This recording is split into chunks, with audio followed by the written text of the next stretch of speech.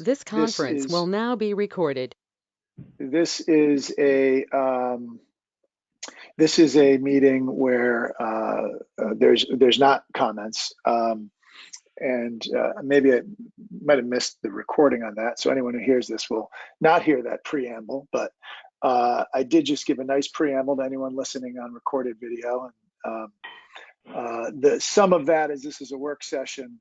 And this is not a Board of Ed meeting. Board of Ed meeting we use to do business, take votes, and this is a way for the board to actually meet and have a discussion. And the only way we can do that is in public. So this is the second time the board is getting together. Obviously, with each passing week, there's more information that we're all getting on the budget. And with that, this is a one topic only work session, which is the budget for 2021.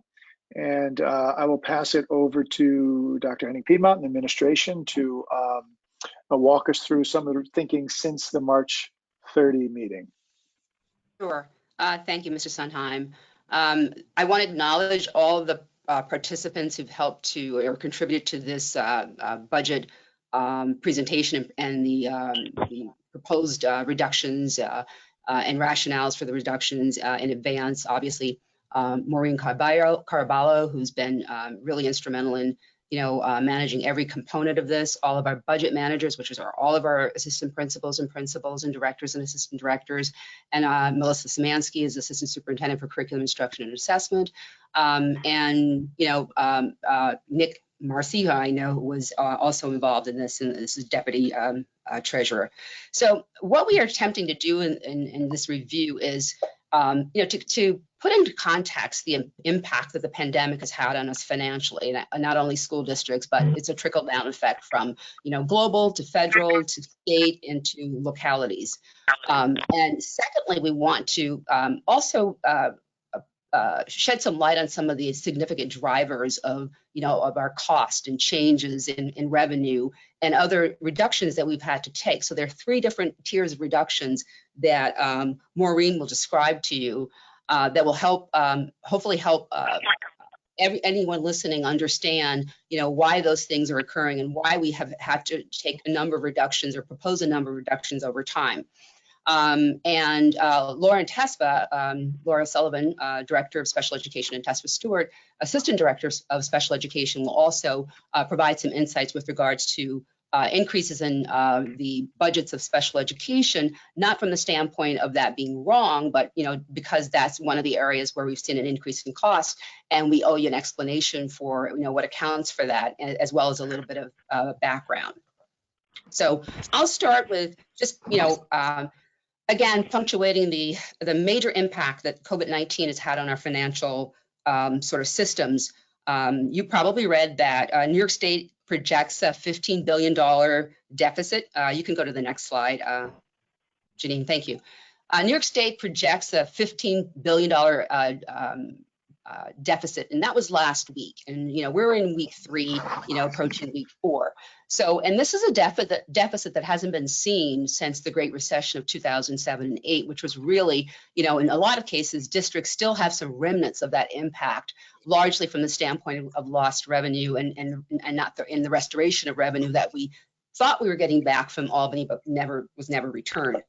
The state was planning to reduce state aid to all the districts by $1.1 billion. Fortunately, that didn't happen. So the stimulus, the federal CARES restoration funds sort of moved that out of the frame as a potential action. So we absolutely are grateful for that. This week and even today, you've heard a lot about, predictions from the International Monetary Fund, predictions about the global impact of the pandemic, and banks, which have projected their first quarter losses, which have been significant and are quite frightening, and they are preparing for lots of defaults on loans, and it's looking eerily like the Great Recession from the standpoint of that was sort of the domino effect of how the economy just was upended by the subprime mortgages and the inability of people to repay those mortgages and the impact on banks and so forth. Next slide, Jane. So because of these reductions, I mean, because of this major impact of the pandemic on our financial systems, we have had to make additional reductions, as I stated earlier. And the New York State Division of the Budget, out of the governor's office, has instituted 3 assessment periods, and that simply means that that budget office has given us a heads up to anticipate 3 times between now and December 31st that we should expect to see a reduction in our state aid. The first notice will be April 30th, the next will be June 30th, and the last one that we know of will be December 31st. That's very significant. It's good for us to know that's going to happen, but it's also, unsettling because we don't know exactly what the impact is going to be on our state aid. And so obviously that means that we have to go into this budget year looking at things very differently. We have to look at and anticipate future reductions, which means that we have to make sure that we add any savings or reductions to our reserves, so we can be prepared and not have some major change that has to occur in December as a result of lost revenue, lost state aid. That we didn't anticipate. So that's the pathway through this particular budget. And in terms of a historical perspective with regards to how we've handled, a number of things to make sure that we remain within the tax cap. If we have a budget gap, we then, can't cover the cost of living increases due to health care and TRS and contracts or services employees, and also any reductions in revenue. If we rely primarily on closing our budget gaps by making reductions to staff and programs, we will eventually have to increase class sizes and cut other programs and services. And if we balance or continue to balance or want to balance our budget with reserves, we will deplete those reserves, and those actions simply defer tough decisions that compound and worsen.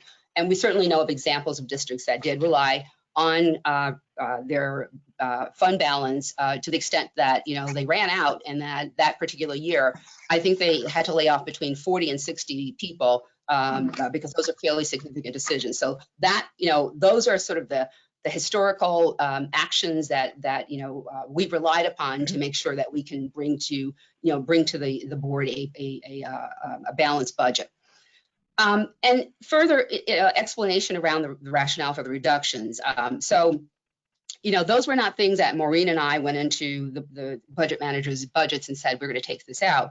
We relied on the budget managers, who are the principals and the directors, the assistant principals, assistant directors, who are responsible for their budgets to determine, what could be reduced that wouldn't harm the core instructional program and increase our class sizes. And the core instructional program is governed by Education Law 100.3, 100.4, and 100.5. And those are all stipulate the required, programs and services that every child needs and will receive.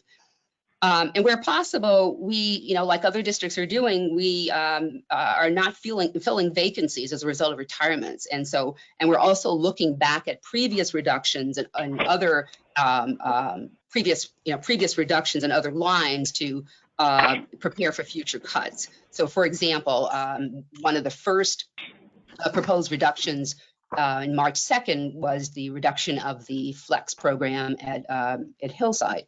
And so when we had to come back a third time, the reduction was the 5th grade world language program, simply because 5th grade is part of elementary, and that made sense, in terms of, continuing that as a process that unfortunately we had to, to examine. A strategy that, the board certainly can consider and, and think about in terms of closing future budget gaps, because that is going to continue to be a challenge in a school district where about 83 or 84% of our, the funds that we receive come from the taxpayers. A portion, 10%, comes from the state of New York, and others come from revenues, which have also been hit pretty heavily, during this pandemic. So one of the strategies could be to develop a 5-year plan that estimates the yearly cost of living increases and revenue. determine a percentage above the tax cap that would be acceptable to the community, and then this would provide the additional funds to fend off any reductions in staff and programs and services as a result of anything that reduces our revenues or just the cost of living increases that all districts have to face. And along with that, and as we would need to constantly do, is analyze instructional programs and services for the purpose of finding any efficiencies that lead to savings. So again, we'll continue the belt tightening that we're responsible for as fiscal managers, so that we are always looking for Valerie, those hold on efficiencies. 1 second. Hold on 1 second. Just a reminder to hit mute if you're not talking. Thank you. We got a dryer in the background there. Sure. We're on slide 7, Janine. Thank you very much. So this next portion is going to be a review of special education budget trends. I'm not going to spend a lot of time on this history of special education and cost drivers, slide number 8. But what the purpose of sort of reviewing, providing a review of 45 years of special education history is to note that all the changes that have occurred, whether it's changes in the standards, through NCLB, which was introduced in 2001, and with that, that set them into motion, a heightened accountability that hadn't existed before, for how students learn and achieve, and that, every year children are expected to make progress. And every student, a student with an IEP, an English language learner, or any groups of students are expected to show improvement. And that was the trigger year in which we began to see, special classes in special education department become, common, and or co-teaching, becoming common. And so all of those types of programs bring with them an increased cost, because we want every child to be successful, and we don't want then, as a result of not providing those additional supports that those children need, to result in the school and the district being designated for some not making certain accountability benchmarks. So that sort of trajectory from No Child Left Behind through all the other subsequent accountability and increases in expectation, and a belief that, we absolutely need to move from this thinking from 1975 to now that, all of our students, our students with IEPs deserve the right to sit in classrooms with their grade level peers and learn. And we provide the supports and don't segregate them, and don't, place, so many adults around them that, they can't, participate in the learning that's going on in the classroom, and go on like every other child to take those rigorous assessments, which they have to take, and be prepared to function, in this century of innovation where they're expected to go off and have careers and have the confidence and, and the wherewithal to be able to succeed in the areas that they choose. So everything that's happened since 1975 to now is all about making sure that, we provide all the supports necessary for students with IEPs to succeed. And there have also been some lawsuits that have led to some significant changes on behalf of parents who have brought lawsuits that address some significant issues. And one that Laura Sullivan pointed out to me was Andrew versus Douglas County School District in Colorado in 2017. And this case redefined what an appropriate education means. That's huge. The whole framework of the IDEA was all about, providing a free and appropriate education. So the notion of what constitutes an appropriate education changed, and therefore the expectations were, greatly increased, which they should have been. So all of that is just to, again, make it, provide the context to understand, what Laura Sullivan and Tesfa Stewart and Maureen are going to discuss later on with regards to some of the ways in which we have upheld the state and federal legislation, and also, focusing on ensuring the success and improvements for all of our students, but certainly in this case, our students with IEPs. Laura and Tesfa. Okay, so thank you, Valerie. The first thing that we were just going to talk about is really what is the Committee of Special Education. The Committee of Special Education is is when a referral comes in, which can be either submitted by the district or a parent if there's a concern. There's mandated evaluations that go along with that, psychological, educational, and then if there's related services, if there's needs or deficits in that area, such as speech and language, occupational therapy, and physical therapy. We do classroom observations, we gather teacher reports, we gather MTSS reports, we do a social history, we look at report cards, transcripts, attendance history, and health history.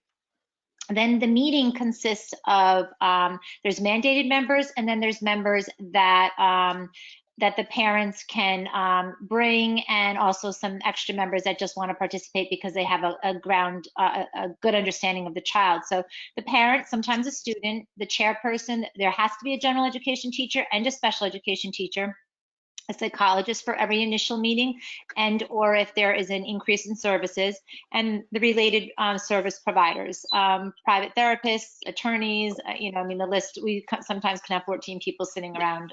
And that goes for reevaluation meetings as well, as far as when there's a large amount of people. It's a reevaluation meeting is very similar to an initial meeting, and you would need your psychologist and your related service providers, in addition to the general ed and special education teachers, who are only required during annuals, but reevaluations and initials, you need the larger teams at those meetings. And there's a 60-day window that these evaluations, reports, and meetings have to be held within as well. Did you want to do that? There's the classification. I'm sorry, I got it. Yeah. So within that, once we have the meeting, so we hear the information, everybody at that table is an expert on the child. The parents are an expert, the child, the teacher is their expert on the student, the related service providers, etc. We have to ask ourselves a few questions. So the first question is there a disability present? So just because anybody has a disability doesn't automatically equate that someone needs special education services. The second question you have to ask yourself is the impact on that disability to the child's access to the curriculum. If there's an impact on their access to the curriculum due to the disability, then they're eligible for special education services. And every decision we make is grounded in federal law. And within federal law and state law, in New York State specifically, there are 13 classifications. So within the 13 classifications, a student can have multiple disabilities. So, but for classification purposes, you want to talk about which disability has the largest impact in their access to their education. And those 13 disabilities are autism, blindness, deafness, emotional disturbance, hearing impairment, intellectual disability, multiple disabilities, orthopedic impairment, other health impairment, specific learning disability, speech or language impairment, traumatic brain injury, or visual impairment. So any of these disabilities do not necessarily dictate service, but there are a classification in order to build an IEP. Those decisions are not made in isolation by the chairperson. So whether it's myself, Laura, we have the psychologist, or anybody who's chairing the meeting, they do not make the decision solely to classify or declassify. It's a committee decision. As the chairperson, you're the one that's going to make the final stamp, quote unquote, but the decision is brought together by a collective process of everybody involved in the CSE meeting, including all the members we mentioned earlier. Next slide, please. Tess, before you keep moving, can I just step in? It's Doug. Sure. As far as going through these slides, I don't know that we need to go into like 10, 11, and 12. Okay. Well, 12 we do, but I mean, Doug, I would like to just, not this slide, but Janine, can you forward it to the next one, please? I think that this one is just, we're not going to go too much into it, but just to, I think, as we put this information together, I think it is good to note, and again, although we'll be, speaking really specifically about this upcoming proposed budget versus this current year budget, I do think it's noteworthy when people, when you look at all of our costs, and we did this when we looked at our general ed enrollment at one point as well. But I do think it's noteworthy to see that from 2015-16 to our current year, the number of students in the district, just in general, and this coincides, we have also seen a steady enrollment growth across the board, but there is an increase of about 37% in our special education students. And at the same time, there was a increase in the budget of about 43%, but you're always going to have budget growth in terms of just, even if there were no changes, there's always an increase in cost over that course of time too. So Other than that, we're going to have these slides up, and it's just kind of informative to kind of see the progression and over time of some of that, enrollment as well. So not to forget that, because of course more students, whether gen ed or special education students, there will most of the time be an increase in costs associated with it. Well, I think that's a good point to dig in on, and maybe that's just really, I think the takeaway and the discussion points, and maybe Maureen and Laura and Tesfa, you can share with us, because if you look at the percent of total general fund expenses and the enrollment numbers, there's obviously an increase. There's a reason for that increase, and maybe if you could just go through that a little bit to help the board understand. Right, and Laura, jump in as well. There are several factors, I would say, to the increase. In addition, financially, definitely when you're looking at a LRE, which is the least restrictive environment. So there might be a slide in the presentation talking about the difference between the most restrictive and least restrictive. But, New York State and best practices, regardless of New York State, you want children in the least restrictive environment as possible. And there are costs that are associated with that, whether, it's professional development for teachers, or behavioral supports, or whatever they may be. There's costs associated with trying to educate a child in the least restrictive environment. In addition, we had a huge increase in our services as far as literacy and professional development, to allow teachers to become a little bit more proficient in identifying needs or students that are in need of special education services, and that will also be a driving factor of the increases of our enrollment of students that are classified. I also Okay, think can I just interrupt there and ask, and just because I know this will be a big part of the discussion, and we might as well talk about it while we're on these slides, because I think it might be helpful. I know some of it, maybe you could help expound on this a little bit for the board.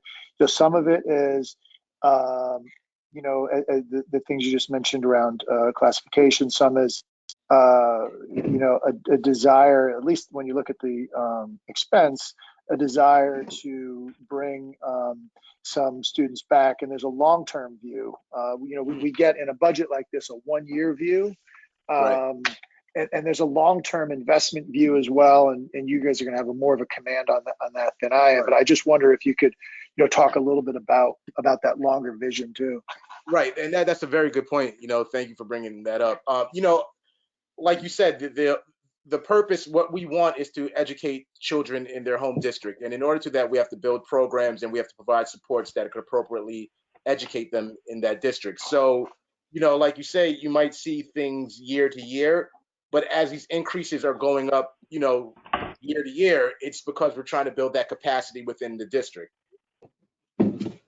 I think there's also two things. There's the increase in the budget, but there's also the increase in the numbers in terms of of our classified students, which does align with why the budget would be going up as well.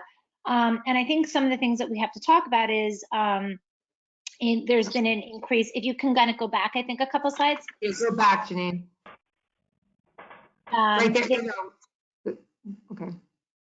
Is it slide 11? Is that what you want? I think, yeah, go back. I think it's back, maybe one or two more, Janine. It's got the students there. There you go. So if you look at the, obviously there's been a big increase from 14-15 to 2021. And thinking about wanting to provide the public with why would there be why would that increase happen? Well, one, there was a class action lawsuit that was brought against the district. And as a result, we had Dr. Katzman came in and she did an audit of the special education department. And some of the things that she found was that we were under-identifying children with learning disabilities and over-identifying with OHI. And as a result, if you look at those, if the numbers have increased, and when you drill down, really there have been a lot more laws and research that have come out with dyslexia, which directly aligns. That dyslexia falls under the disability, one of the 13 disabilities that Tesfa explained, as a learning disability. So our numbers of learning disabled children have increased. I think we are doing a much better job at identifying children with learning disabilities at a younger age. through the MTSS systems. They're going through the MTSS system, especially through Hillside. We're catching them earlier with those with dyslexia. And so that's why there's been a jump, I think, in the numbers. I also think that some cohorts of students have, it's just the nature of that cohort. I don't want to speak to specific grades, but for example, right now we have a grade that has 12 classified students in it, and then very closely we have another grade that has close to 30 students classified. So there is also the cohort in terms of why there's some numbers that have gone up. And I think there's been a big increase in CPSE, to the early detection, early intervention. Our preschools are doing amazing jobs right now of identifying children and getting them into early supports. We are responsible for CPSE. We're responsible for children with disabilities from age 3 to 21. So even though they're not coming to Hillside, they are still part of our numbers. So we've worked with our preschools, and the Hastings preschools and the local preschools really are working great with the parents to get those students early, get them their services, because obviously we all know that early intervention is always the best intervention. I don't know if you want to add anything to that, or we can go on to the next. Yeah, I think the board wants to get into conversation soon, so let's expedite, because we do have a presentation and it will be a part of board docs. So, anyone who is, is not able to see this or follow it, it will be available in board docs. So let's go through, drivers, if you want to do that fairly quickly so that we get to Maureen's section. No problem. Sure. You can advance, Janine. Sorry, go ahead. So what are the drivers of increases in special education? We're responsible for bilingual services. That we have to do bilingual evaluations, which are sent out. So that is an increase in cost. We don't do the bilingual evaluations inside. So all those evaluations that I had listed on the CSE slide that Tesfa and I split, all those evaluations have to be done bilingually and we contract out. We also provide translators for every meeting, and also translators are that do translate paperwork, but they'll translate the evaluations, and they'll also sit in on the meetings with us. We talked a little bit about a district of location. I know we've talked about this in the past. When a private school opens up in your town, parents from other districts, so we could have our own children that go to Hudson Lab or Ferncliff, and we would be responsible for them. But what's different when you're a district of location is when that private school opens up in your district, you are responsible for those children's needs, even if they are not your students. So if they are local students, their residence is in other districts. If they are attending the Hudson Lab, which is a new private school that has opened up in Hastings, we are responsible for any of those related services. So PT, OT, speech and language, anything that is deemed necessary that they need, that we are responsible for those services.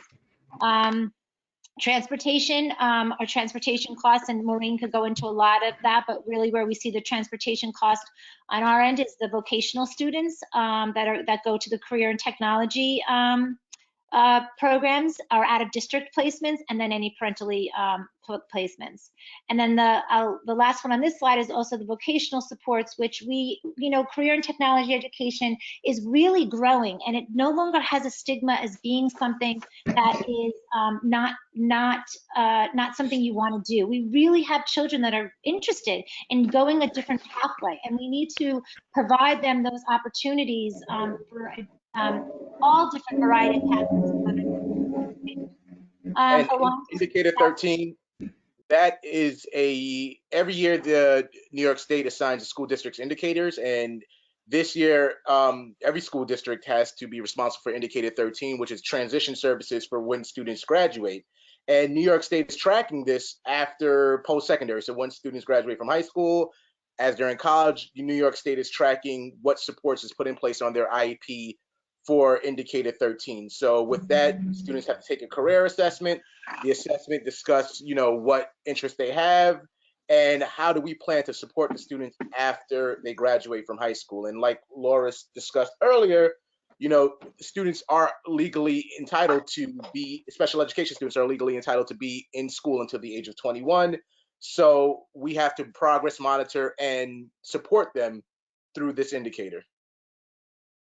One of the things this is really helpful, and I know speaking with our attorneys over the years, and specifically this year, it's something I just, I'll just admit I had never really thought about, but it makes a lot of sense because I was curious about this increase in numbers, and that over the last 10 years, maybe even more specifically the last 5, certainly, broadly over the last 15 or 20 years, that level of desire to keep your learning disability or other disability hidden, the stigma has gone down, and in many ways it allows children and families to get the supports they need, but it also increases numbers. And it's and I know in speaking with our legal counsel, it's something happening around the country. She obviously is working in Westchester County, but she's seeing it across the entire county. So it is an interesting data point that I hadn't thought about, and I think is likely one of the contributing factors to the increases. Right. I think the next slide has a little bit more information about there we go. Yes. And then, Go ahead, Laura. No, why don't you do this one? Because I did the first one. You can go ahead. Yeah. So, in addition to that, social emotional supports, we've been in discussion that, we've seen an increase in mental health services and mental health supports for students, ABA therapy. So there are students that require this on their IEP to be supported. Crisis prevention is also a state legislation that is used to help support students that might have, aggressive or dangerous behaviors to themselves or others. We have an increase in psychologists to help support students with, various mental health issues. Home instruction, educational services for students with in hospitalizations. These are all huge, significant drivers for students that require this emotional supports. In addition, and this is sort of related but not related, there's an increase in students with 504s. And as far as our supports with the 504s, our psychologists help chair the meetings and design 504 plans for the students. And there's also other miscellaneous services, audiological supports for students that might have hearing issues, in addition to extended school year programs that students require to avoid regression. And, with the whole COVID-19 situation, we're just a little concerned with, certain students that might have that fear of regression going into this year and how that might increase and impact the budget as well. You can continue, Janine. I'm sorry, yeah.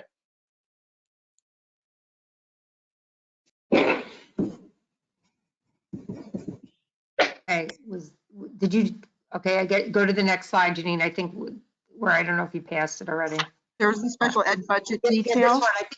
So we can go over this one. Again, Lauren Tesfa really spoke about what were some of those driving factors. And here you can see the illustration of what those impacts were on the area of the special education. This is the special education budget detail for the proposed 2021 school year. And you will see this again, just to kind of at a high level and just to kind of pick up what we discussed earlier, which were kind of driving the increases in the special ed budget this year. And one of the items that was spoken about was the occupational education, career technical education for our special ed students.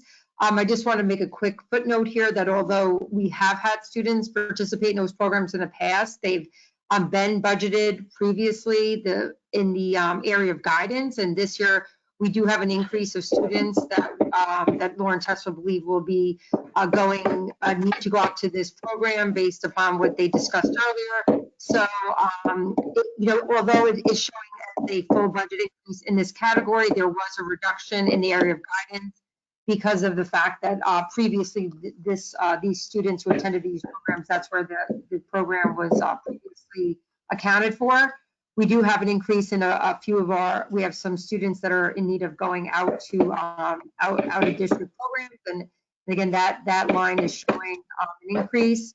And we also have an increase in our contractual services. Lauren Tesfa spoke about some of the reason for the increases, which also included the district of residence and the need to support children who attend those schools within the boundaries of Hastings.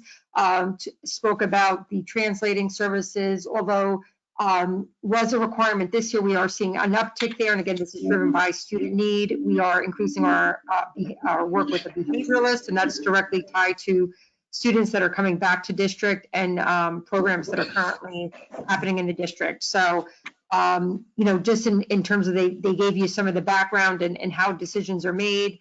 And here you'll see the area of the special education budget for the 2021 school year.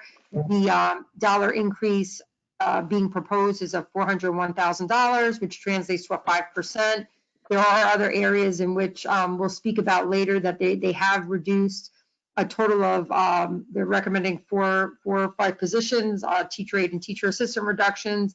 And again, part of that is based upon some students that either they would not be being recommended an aide for next year. And part of that is by the work of the behavioralists in the classrooms with these students. So although there's an increase in contractual services, that may not be a recurring cost either. So the hope is that when you invest in the development of staff and the students, that some of that may not year to year be, we may see a decrease in some of that. Those are things that sometimes go up and down over the course of time. So we can go to the next slide, please. I'm stuck a second. It's not moving. Save, escape.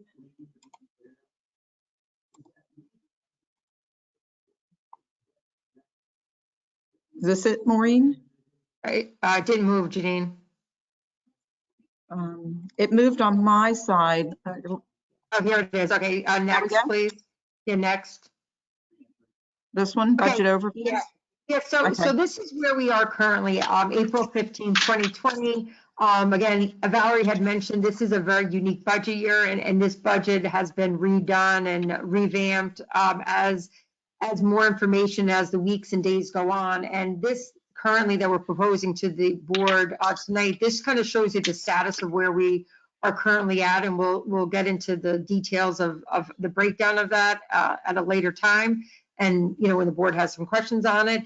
So basically what primarily has changed since the beginning of this budget process was our first March 2nd budget really reflected the district, more or less increasing some areas in which we were required to do so, and staying within what is the tax cap amount for the district. And we had balanced the budget, and at that time, our budget to budget increase, I believe, was somewhere in the $1.5 or $1.6 million range.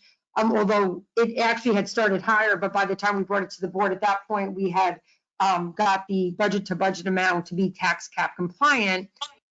Subsequent to that date, we, with the COVID-19, we started to adjust our budget because of the fact that we were knew that we were going to be losing significant sales tax revenue, because again, that was reported by the county and the decreases in that area of revenue. And we do actually get a nice portion of money from that the county sales tax revenues, which are a proportion district-wide, not what is collected in Hastings, but a portion of the county-wide sales tax. So again, with everything being closed, that is, we're hoping we'll even get what we are hoping to get now, but we had to significantly decrease that amount, our interest income, and as well as, we made a reduction in state aid, and we'll talk about what that represents. So currently what the board has before them this evening is we are currently at a budget to budget, which reflects an increase of $526,000. Again, that's net of what all the different reductions and different proposals that we've been speaking about. Again, nothing has been finalized, but this is in a what we're proposing where we are at today. And that reflects a property tax increase of 1.2 million. Currently, that tax rate, that property tax line, just to remind the board, we are currently below now the tax cap limit. We are currently 130,000 or so below that limit, which would result in a tax rate increase to residents of a 0.81%. So you can go to the next one, Janine. Again, these are the major budget drivers. We spoke about special ed, which is also covered in here, but really, if you go through where we were with our budget itself, where we started off and where the increases in our costs were really driven by our health insurance for not only all of our active employees that participate in the program, but also we have about over $2 million worth of our property. Our health insurance cost is to cover our retirees. So that we have approximately $6.5 million worth of cost there. And again, there was an increase, year-over-year increase in that.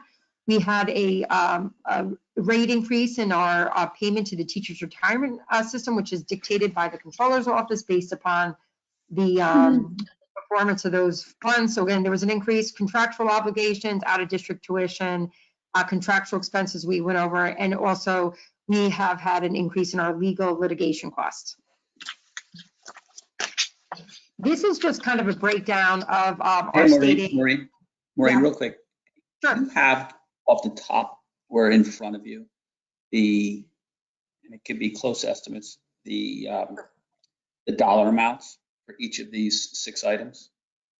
Well, right now they're net. So if we were to, where we started off, Tim, if we hadn't made any reductions, if we were to just roll over our, let's say our health insurance, which I think our actual this year for health insurance, I want to say it was roughly, I'm just going to throw out a number. And again, this is the number that you currently have in the documents that the board has, we've been looking at. That's also shows reduction, because if we're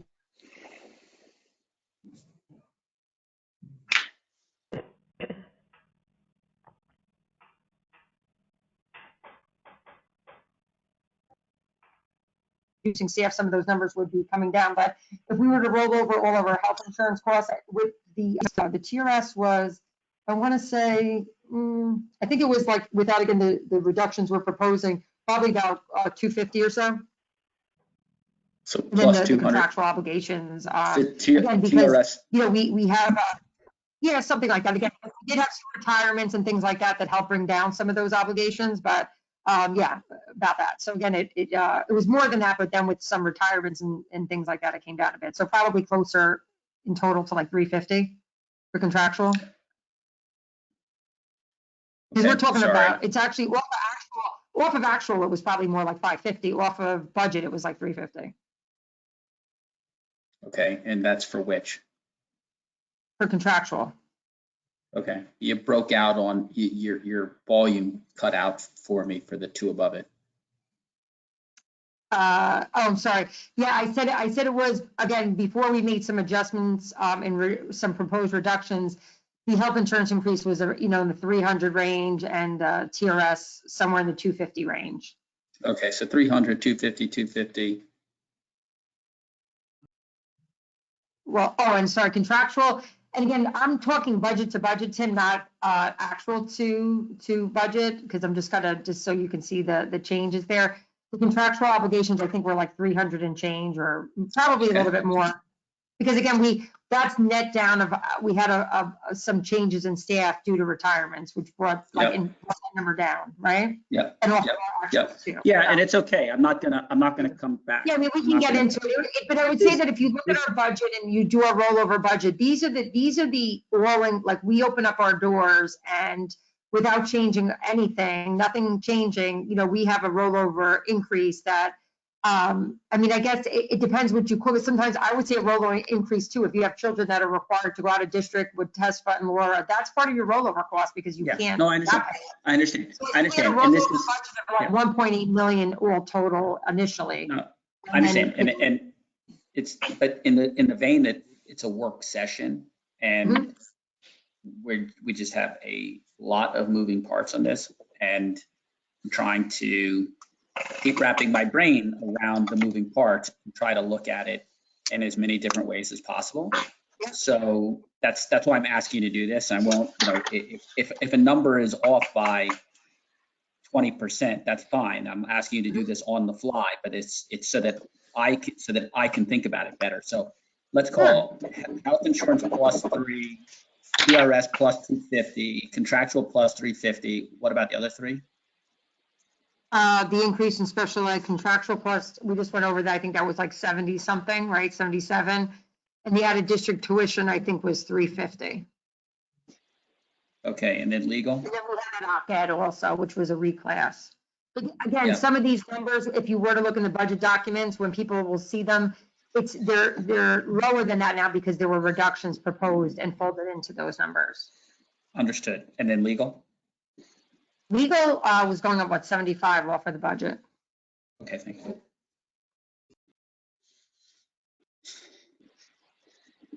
So we can advance, Janine, please. Okay, And stating, to, this is, to the rest of the board, anything, just write your questions down and we can also come back. I'm sure you're all collecting some. Thanks, okay. Maureen. Oh, no problem. So yeah, the state, and this is just to kind of give you what the rationale is. And again, I think Valerie, I think the one thing that is so, we all know is so unique, and even the governor has admitted this, and as long as I've been working in schools, and Valerie, this is the first time that the way they're, because they have no idea really where they're going to be. They have never, ever said, we're going to look at the state aid at 3 different state revenues at 3 different points and then make adjustments.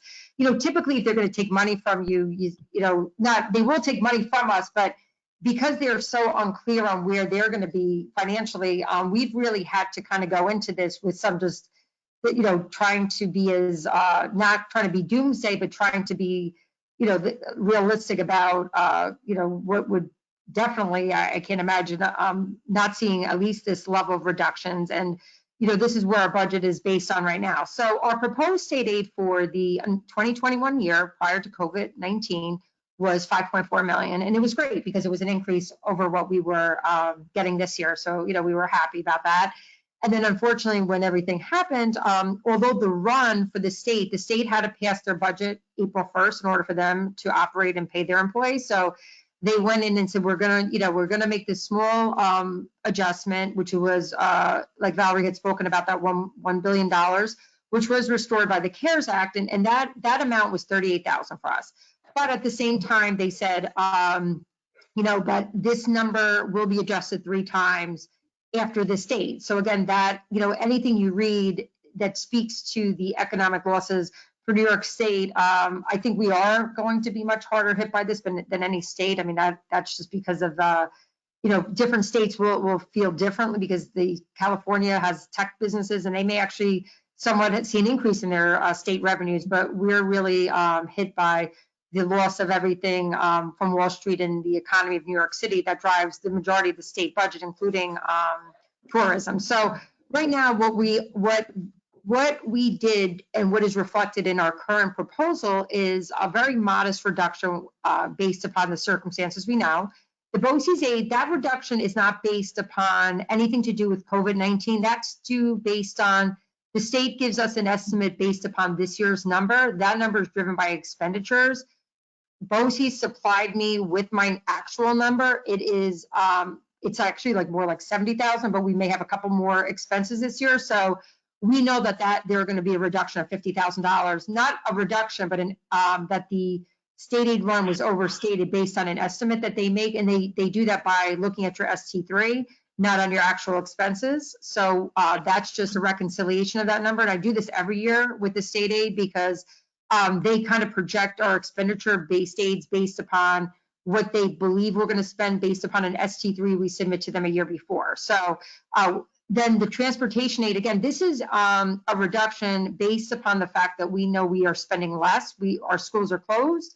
The good news is we're not paying our transportation bills, but our out-of-district transportation is where we get our state aid and transportation, not on our in-district, because we don't get any money back on our in-district from the state, because we're so much below the state limit, but we do receive money back on this, so we're not spending money, so we will not receive that aid back next year. So I made an adjustment for that, and again, that was a bit overstated because our expenditures this year were less than what they had anticipated to use that base that aid number on. And then in addition to that, I don't think it's I think it's pretty realistic that at the very least we're going to see a 5% reduction in state aid based upon the COVID-19. That net reduction brings us down to what our budget actually currently reflects 49, I think 33. because again, the reason I'm taking up that stimulus number is there is, and again, we don't have final determination. The stimulus money said that you have to continue to pay contracts and employees. And although we've been paying all of our employees, whether they're not in the building every day, we are not paying our bus transportation. That may deem us, we might be ineligible then for that stimulus money, 38,000. But it's better for us not to pay it. We still save more money even with the loss in aid and the stimulus. It's still it's better for the district not to pay that. We do make out better. So but just to kind of note on below this slide, if in fact there was an additional 5% reduction in aid, Valerie spoke about the different points there. They're going to be looking at this and readjusting our aid. That would require, we would then be shorted another $258,000.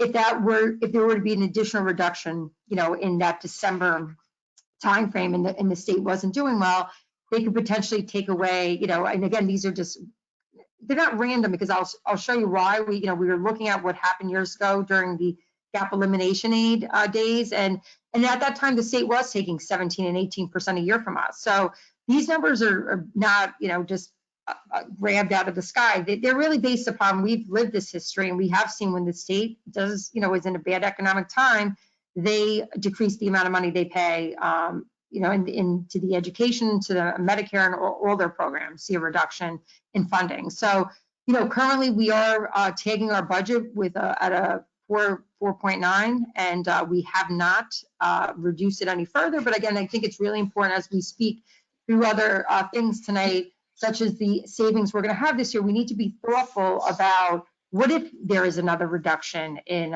once we pass this budget and we have to make adjustments, how would we address an additional 5% loss in state aid? What is the best, what should we be planning for now to ensure that if that were to happen, we wouldn't be needing, we don't want to have to cut anything once we establish this budget. We want to be, sure that we have funds set aside that if there were any additional reductions. So we'll speak to that later, but just to kind of give you some background on, how we came up with the number that we are proposing in our budget. Next, please. Next. Okay, this again, back.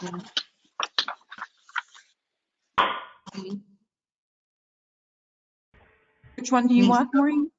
To the slide you just picked. This one. Yeah, so all this is, again, historical. This is an old slide. I just brought it in just for a historical perspective.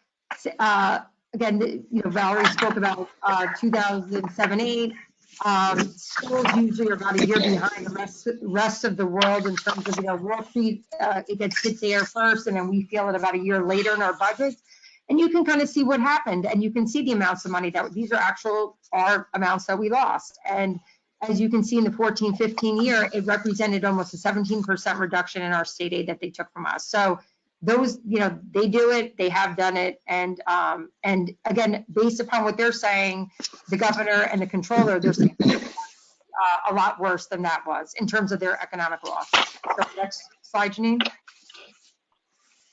Next, we're going in the wrong direction. Okay, expenditure savings. This year, right now, we've been closed since March 13th. And of course, when we're closed, we do save some money. And I'm going to go through, this is things that we hadn't anticipated having savings in this area because, had we been open, we would have been spending this money. So just between March and April, we are having about an expenditure savings of $120,000 on our transportation. We are also saving on sports transportation, daily substitutes, delay in hiring a math coach. That position's actually been open, but I think, just being closed is probably a further delay and seeing that position being replaced at all this year. We have a reduction in overtime and chaperone costs, reduction in security costs. I think right now, although it hasn't been officially canceled, if the spring sports plays and events are canceled, because of this COVID-19, we will see a reduction in cost of about $210,000, probably a little bit more, to be honest. Reduction in sports trainer. This is a combination of them not being able to provide it for us, but again, being we're closed, we don't need now a new trainer, so that's $30,000. A reduction in consultant and PD costs. So there had been different plans to have different PDs and things happening in the district and being closed. We're now not spending that money. It's about $80,000. And that's also conferences. Budget freeze. Once, we got wind of everything going on and like many districts, we decided to put a freeze on non-essential items. And so basically, people at every building level and department put through orders, and then things that they had planned to purchase this year that they felt they could do without, not only for this year, but for next year, those purchases were delayed. So we saw about 100,000 savings based upon that measure. A reduction in energy costs. Again, our buildings are still open. We're running a childcare program at Hillside. And although it's a skeletal staff, we don't need as much energy to keep, the gyms and all the those type of areas. We can keep those at an occupied temperature, but we are still saving about $10,000 or so with not having the buildings open as much. And again, we don't have sub nurses, which are typically nurses that go out on our school trips. We don't have any school trips, so we don't have that cost. IDT services, that's for children that are either in intensive day program treatment. And because those programs are closed right now, we're seeing a $10,000 savings there. So currently where we are at the end of April, I'm anticipating, again, unanticipated money until this COVID-19 in this year's budget. Because of these cancellations, we are estimated to save about $700,000 of unanticipated savings because of this closure. In addition, if the school were to remain closed for the remainder of the school year, we would continue to have that savings in our transportation. And I guess if we didn't have graduation, which is actually a very costly event to put on, I think it's about 40 or 50,000, and rentals and overtime and different costs associated with that, somewhere in the neighborhood of that, there'd be some savings there for not running the actual event and any other types of events that happen at the end of the year. So we would be saving an approximate another $275,000 if the schools were to remain closed for the remainder of the year. Maureen, can I just ask a relevant question with regard to that one number? On the budget overview, we're showing estimated end of year 1920 is about 500 grand more than budgeted for 1920, but then this is showing a 700 grand decrease. What's driving the 500? The budget overview. Let me look at the budget overview sheet you're looking at. Well, the budget overview sheet, actually, if you look at it, it's actually $2 million less, right? Our estimated end of year than estimated our proposed end of year. Oh yeah. Okay, I'm looking at receipts. Okay, keep going. Wrong line. The expenditure side. So, and what that is, Doug, we already had anticipated, about a $1.4 million. That's how we got that appropriated fund balance that we already had had proposed on March 2nd. We already knew we had about a 1.4 expenditure savings this year. This is additional savings, right? That we hadn't anticipated. Right. So, where does that money go? So that money can be used for a few things. It can be used to offset include, like if you wanted to bring the tax rate even lower next year and you wanted to levy less, that would not necessarily be my recommendation, but it could be something if you felt that was important. You could then use those savings. I mean, what most districts are doing, what we'll talk about later, these are unanticipated savings, but we're also going into a year with an unanticipated understanding of what our revenues may be. Many or most districts, at least I have spoken to, are using this as an opportunity to save the money by increasing different reserves and increasing their overall fund balance, because this way, if they do experience mid-year cuts next year, they will be using those funds to offset, so they will not have to make additional cuts. And there are also things we'll be speaking about later in the presentation. As much as there's savings this year related to COVID-19, there's going to be an increase in costs that we may be seeing over starting in the summer and over next school year to support students that have been more affected by this closure. So we'll speak to some recommendations about, how would that $1 million that we're saving this year, what are some opportunities or some thoughts of how that money, could be or should be used possibly. So we can talk about that later and see what the board thinks. Can you go to the next one, Janine? So I don't think there's any, these are just, again, this will be in the slide deck online. These are all slides that were covered at a previous meeting. If you can advance, Janine, because they're summarized on a slide at the end. Okay, okay, so go back one. I'm sorry, go back one, please. Okay. I'm sorry, go forward one more. Okay, here we are. Okay, so this, I think just one of the, and we'll speak to some of the other reductions. We have a summary slide, but I think it's good and we can turn it over to, I guess, the building leaders here. On March 30th, as Valerie's spoken about, this was not in our first budget that we showed you. We did not, these were not recommendations that were part of our first March 2nd budget proposal, but really came about, again, as part of the COVID-19, as part of knowing immediately we had a loss in some revenues, such as sales tax, anticipating drops in state aid and interest income, which is actually was cut, the Fed cut the rate. So we've already seen a change in that income. So we're going to specifically, we'll speak to what the music teacher reduction on this slide. Again, this was proposed as a way to, close that reduction in revenue gap that we had, that we presented the March 30th. So the next slides, Valerie, would you like Amy to walk through those slides? Sure. And Okay. just as a reminder, as well as the high school, Lou Adipietro and Gail Kipper can also speak to, the portion of the proposed music teacher reduction that impacts their building and how they're going to ensure that the services are provided or the music instruction is provided. And I wanted to just go back to the beginning of the presentation, just to review the role of the budget managers, because they know their budgets, they know their programs, they know everything about how their schools or programs operate. We relied upon them to bring forth recommendations, and no one wants to hear that they have to reduce yet again.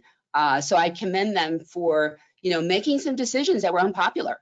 And one of them obviously was the proposing the reduction of the music educator, or a teacher from the music education program, a beloved teacher and an excellent, wonderful teacher. So unfortunately, as I said, we have to look at everything. We can't decide. So Maureen and I can't then be the filter after the budget managers bring it forward and say, you know what, we don't want that one. Could you choose that? So that's the sort of rationale and the basis. So we'll start with Amy Kazes or John DeCames, who will talk through how why they were able to make the recommendation for a reduction of 0.5 of the 1.0 position at Hillside and the impact of that decision. Hi, everybody. This is Amy Kazes. We, in looking at the need for the additional reduction at Hillside, we had a lot to consider because we wanted to really keep it as far away from our students as possible. When we looked at the music reduction, there were multiple facets that we considered. The first piece we looked at was student instructional time, how many minutes of general music students were getting. We also looked at the student instrumental offerings because we offer many instruments to our students, both strings and band instruments as well. We also wanted to be very careful in regard to the musical experiences. We recognize that all of these experiences give our students a very unique outlet. So we wanted to be able to do our best to preserve those experiences for our students. And then lastly, we needed to consider the teacher contractual obligations, and our teachers of special area are 220-minute-a-day employees, which is 1320 over the cycle. So we had to be cognizant of making sure that as we made cuts, we were able to fulfill those obligations. So if you can move forward, yep, perfect. So what we were able to do in looking at the way that we could make a reduction with the least impact on students, we were able to recognize that we currently have 88 minutes a cycle of general music instruction for kindergarten through 4th grade. And what we were able to do is without touching any of the other opportunities that we have. So students would still get music twice a cycle. They would still have the opportunities of the band, orchestra, and chorus, the 3rd grade strings, the little kids rock, guitar, and also the instrumental music lessons as we've always had. We recognize that by decreasing the minutes of the general music instruction by 14 minutes for each grade level, we were able to make this reduction. So currently students get 88 minutes of general music instruction. And then if this were to be a reduction that is made, then it would be 74 minutes of general music instruction for all of our students K4. In Janine, could you considering, go back? I'm sorry, Amy. Janine, you advanced. Could you go back a slide? Yeah, thank you. So what's important on this slide is just to recognize that the only difference at Hillside in music instruction would be 14 minutes for every grade level per cycle. So with that information in mind, we did reach out to the region, and that is the next slide, Janine. We reached out to the region. These are the different districts in our Southern Westchester region, and we polled them to find out what is the amount of minutes of general music instruction that they are providing to their students. And what you can see here is that for the majority of districts, almost every district with the exception of Dobbs Ferry, the amount of music instruction is significantly less than the amount of music instruction that we would still have. So we currently, again, have 88 minutes. We would have 74 minutes, and that is still significantly more than the minutes in every other district. Dobbs Ferry for kindergarten through third grade has 80 minutes, but in that situation, we would be just 6 minutes a cycle less than Dobbs Ferry. So we felt that although, you know, we love our music instruction and we feel that it is a wonderful experience for our students and we value it highly, we also felt that when it came to a reduction, this would not impact our program in a major way. And I think next, either Lou or Gail, if you could speak to how you have ensured that the 0.2 doesn't impact your offerings. Sure. Mr. ADPHO and Ms. Hardesty and Mr. Keogh, we all work together reviewing what music looks like in the middle school, high school, and recognize that we could maintain the integrity of the program, but we would not be able to offer lessons. And lessons are not mandated. That's correct. That's correct. This is Lou here. That's correct. We'll be able to maintain the band and orchestra programs fully by shifting some personnel over from Hillside, given the fact there's some reductions at Hillside.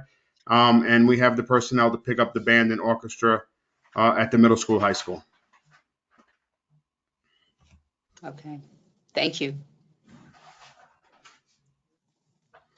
So again, You can- right, I think it ends up coming out to a 0.2 reduction at the middle school and a 0.2 reduction at the high school. Well, while we're on the Correct. topic, And chorus is not affected. Right. can you articulate or expound upon what it means to not offer lessons? What does that mean? Well, lessons have been offered for years and years, and it's been part of our music program. Many of our children take lessons outside of school. Some of our children do rely on the lessons that we offer in school. So there will be youngsters impacted by the fact that there aren't lessons being offered. I think we're one of the few districts that offer lessons to our kids, although it has been a practice at Hastings for many, many years. Do we know how many kids that represents? I don't have that number, but I can tell you the teachers have had time to offer pull-out lessons during their school day. So, you know, there's been a plus, there's been a minus to offering these lessons as well, because children do sometimes miss some class time. And I think, Tim, to answer your question, Tim, I think there are more lessons happening, you know, individual and small group lessons happening the lower grades as the kids progress through. I'm not saying they're not happening at the high school, but they're less frequent at the high school versus down at the elementary school. And we can certainly get you those numbers. Okay. All right. Thank you. And just to reiterate, at the elementary school, the lessons would not be impacted at all. All of our students, both third grade strings and fourth grade strings and instrumentals, would still have the same lessons.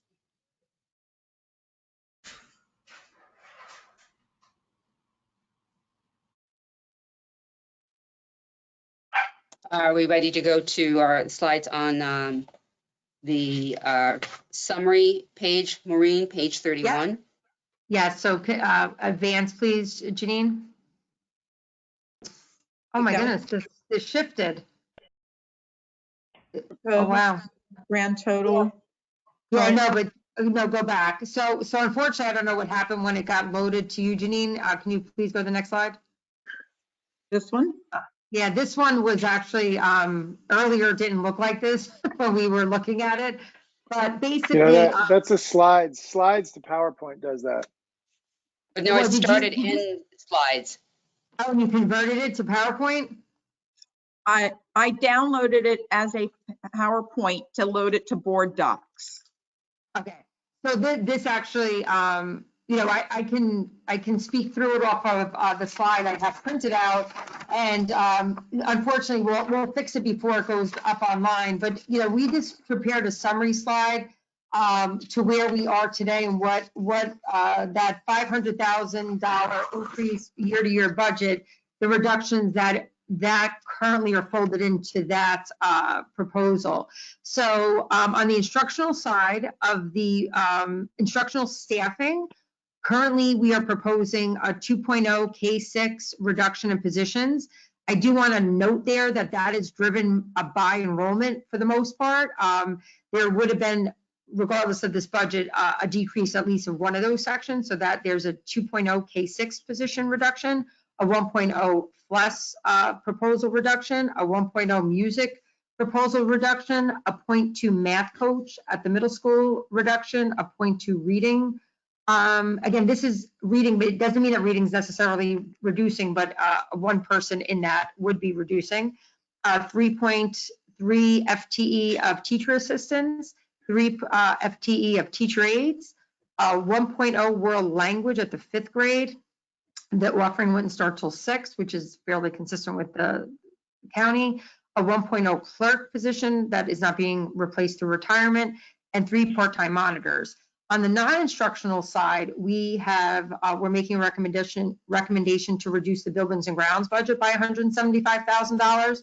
You know, the good thing about, although we, you know, trimmed that down from where we had initially started, the infrastructure work we'll be doing, we hope that in years to come, we'll see continued reductions in this building area because of the fact that many repairs will be addressed. So we're hoping we'll continue to see some reductions in our maintenance costs. So again, 170, almost 5,000 of reduction there. We're making proposal to reduce the work with Gravity Goldberg by $30,000. There was a reduction for professional development for $150,000, a reduction in transportation of $66,000. With the hope that we can even become more efficient in that area. We're working with our Quad Village partners again, but you know, we are changing some routes, and we know we'll have that reduction. We're going to reduce our furniture budget by $60,000. We're reducing our superintendent's conference day by $10,000. We are reducing our initial proposal for our behavioralist contract. We had increased a 5-day week, but we brought that down to 4, so that's $40,000 from our original budget. Reduction of occupational therapy of $10,000, reduction of co-curricular $47,000, reduction of coaching, I guess it could have been on the other side, of $20,000, reduction in athletic supplies of $24,000, a reduction in our security hours to shorten the day that we have security in the evening. That'll give about $5,000 or so. A reduction of memberships, overall professional memberships, conferences for all of our staff, a reduction of about $53,000, and a reduction of supplies and paper for about $40,000. The sum of all those reductions are almost $2 million. So, you know, if these reductions were not made, that budget to budget would be $2.5 million. So, which would be significantly over the tax cap. But these are the reductions that are currently reflected in the budget overview. Next, please, Janine. This is just an update. This reduction has already been accounted for, and the recommendation for the world language, the reduction of world language, which would come through attrition of a retirement, is part of the rationale. We were notified by a district. This does happen, especially in times in which there's tough budgetary times. We do have children from other districts who are placed here in our special education programs, and the director of that program indicated that they will be pulling back some students because they're experiencing some budget issues themselves. So we made we had to reduce. We do receive 140,000 plus for that student this year. We had to make an adjustment to the revenue for that.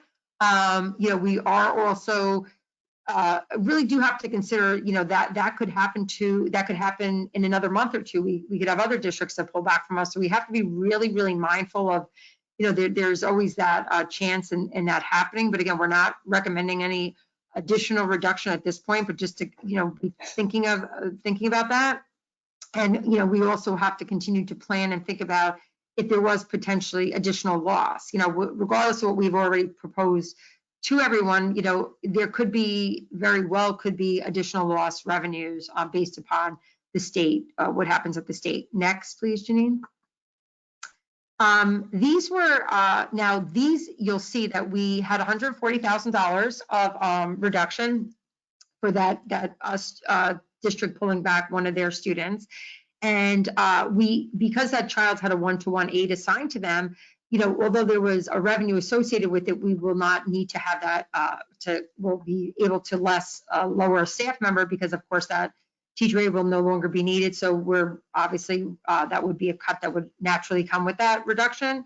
This child also does have some OT, PT, and other services. So we're anticipating a reduction, for not needing to have those services for that child of 10,000. And again, delay of world language until grade 6. This reduction, I have an asterisk because it's at least 120,000 because again, this is reflecting not replacing potentially of not replacing a retiring staff member, and world language teachers, especially at the high school level, tend to be more, they can be costly replacements for districts. So we could actually see some additional savings. So we're actually, we are proposing changes, and that's why, you'll see with some of the changes we propose, we're actually below that tax cap limit currently. Next, please. These were additional budget savings that, again, we spoke about these tonight. They're included in that 1.9, almost $2 million that we're proposing. These are additional things that we've worked through, going back, working with our teams that we've identified, and we're going to tighten up and make some concessions. We were able to reduce that behavior list. We decided to put that forth, 40,000. We were hoping to have another one of our staff members CPI trained, but we will forego that for a year, and some other contractual services we felt we could tighten up. We reduced those further. Again, I spoke about the buildings and grounds budget, and again, as we look at it and look at things, there were some things we would have liked to have done, or but we've been able to tighten that up. And again, we hope as repairs are done on the building that amount could even come down further. And again, we did have another further reduction. This is just actually a combination of another route that we were able to, put forth. Maureen? Next. With this reduction of behaviorists by 1 day per week, going back to the line items we were looking at within special education and the contract services, increasing by 110. Yep. Is the initial intention then to have the behaviorists an additional 2 days, and so we cut back to 1? Okay. Yes. So exactly. we were going from 3 days a week to 5 days a week, and now the ask is 4 days a week. Yeah, and I think part of that is also, like I had mentioned, although having a child, again, we have that pullback, and again, these children, obviously, the district that's pulling back. We also felt because, if there's less students too, we felt we could make that adjustment based upon that as well. Not that it was only for that student, but if, again, less, if there's some pullback, we needed to tighten that up. Janine, you can go to the next one. And I'll take this one. Okay, perfect, so, thank you. The other increase that we anticipate to our budget as a result of children being out of school for a number of months. I mean, we don't know, how long it's going to be after April 29th. But since, March 17th, Our students, some of our most vulnerable learners, our students with IEPs, our students with the Section 504 accommodations, and our English language learners are greatly impacted, and have lost ground as a result of not having their regular brick and mortar learning experiences with all of the things that they're accustomed to and the manner in which they best learn. And in knowing that, we are really proposing to reinstitute a program that actually ended in 2008. There was an extended school year program in the district, and as a result of the Great Recession of 2007 and 8, it was cut. The reason that this program is so important is that it can help, as Tesfa alluded to earlier. There is going to be, this sort of summer slide that happens during the months of July and August, and it's so important for us to recognize that that's going to happen. This is a research-based, event, so this is not something that, we are, sort of imagining that's happening. It does, actually happen. And this is actually called the COVID slide as opposed to the summer slide. And, this is really an important proactive measure to ensure that, in September or whenever we come back to school, that those learners are not lagging behind their grade level peers, that we're providing all of the related services that, they're supposed to receive, as well as, additional assistance in areas that they need to be assisted in. And that we do that, in ways in which we have, a strong program that focuses on those content areas and there's related services. So it's not just summer school, it really is to replicate the instructional experience that they haven't gotten since March 17th. The CSE will be involved in making recommendations. So what Maureen and I thought was best was to at least allocate for 75 spots. There are far more students, but again, the CSE will be able to make decisions about who, would be most likely to be added to or be serviced by this particular program. I hyperlinked I hyperlinked to the state site, which speaks to the in a greater description, the extended school year program and its why it was created and some of the components that I have sort of brushed through very quickly in about 3 minutes. So that's something that we very much believe we should be preparing for. And you see the estimated costs there, $225,000 to $275,000 for a 6-week program between the months of July and August. 5 hours a day, which would include work in the 4 main content areas: English, math, science, and social studies, as well as the related services that would need to be provided. And we'd also provide a credit recovery opportunity or content recovery for any high school students, and that would be an online resource that would be a part of this cost. Yes. And then the residential placements. This is another sort of event that we didn't anticipate. So the districts now have to assume a greater cost of residential placements, and the reimbursement rate has decreased, and that results in an increased cost to us of $38,000 that again wasn't budgeted for. And the next slide is just a sort of confirmation around the philosophy that's was led to the development of this budget and the reductions that we propose. Even at the state level, a national organization is indicated, and Maureen was reading about this today or yesterday, and in our 100 conversations that we have throughout the course of the day, she mentioned this, so this is sort of affirmation and confirmation of the need for districts to start looking at the creation of extended school year programs with the understanding that all of this, the extended closing will definitely have an impact on some of our most vulnerable learners. I just wanted to reference, if anyone remembers, that we did have, with Valerie was talking about, there was a program called the Summer Institute, and even in the very beginning, Melissa, when we spoke about the development of the budget prior to this whole COVID, that was something that unfortunately didn't make our first budget cut because of cost, but we had talked about having a program even prior to this for students in transitioning from 4th grade to 5th grade and some students at the middle school. And it may be as it was years ago.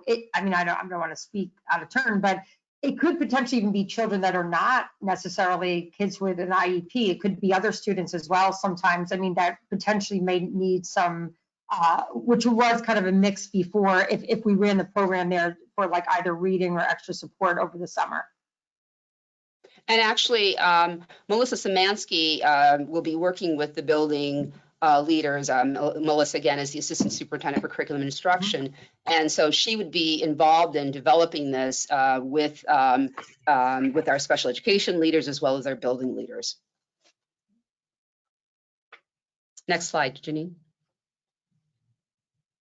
Yeah, so these are, again, just things, and again, not to, as the days go on, and it was another conversation, again, we're just talking about this as we think about what our next steps are, as we look at, where we end up with our total budget, and these are things that we started to think about. Although in our current year's budget, because there was some closings, we did have overtime available when we've had to clean our building during different closures we've had because of the fact that we're not using that overtime in this current school year for anything else, and also because we did have, although we had to buy supplies, but if next year, again, based upon what we're hearing, all of us, that this is not going to be erratic, it's not going to go away in June, and that even if and when life returns to some type of normal, that there is a good chance that that the COVID-19 can be around, and similar to what you've seen that we've had to do this year.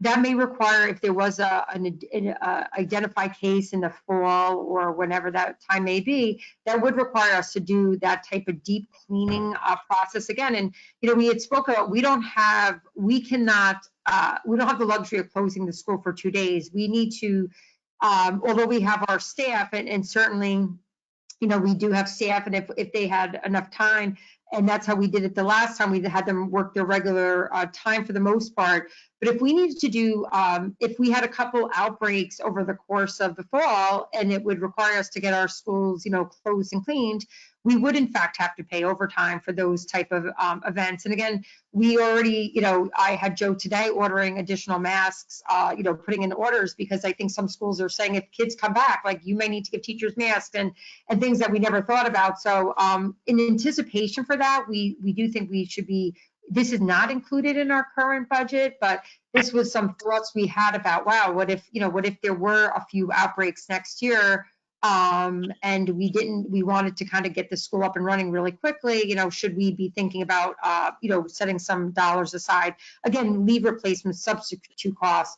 Currently when there have been people who have been affected by this, but because school is closed, it's a little different. People, you may not have to replace them in the classroom if they can work from home, but if school was up and running and we did have people who are affected by this and they needed, some people have been out, or some people may need a month or a few months, or if they're caring for family members, we were thinking we may see an uptick in the need to have some substitutes in the district.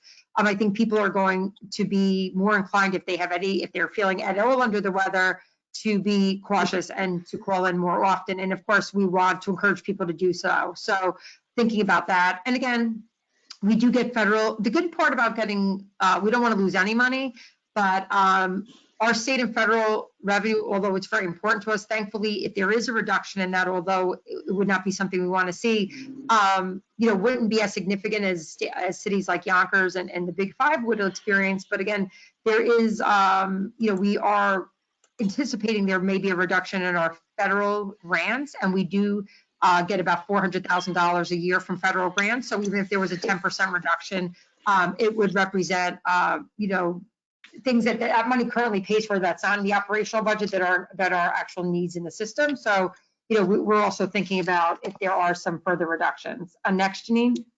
Oh, one more thing, just before we leave that slide, to go back to the first point, what Maureen and I anticipate is that overtime will be as a result of overnight cleaning.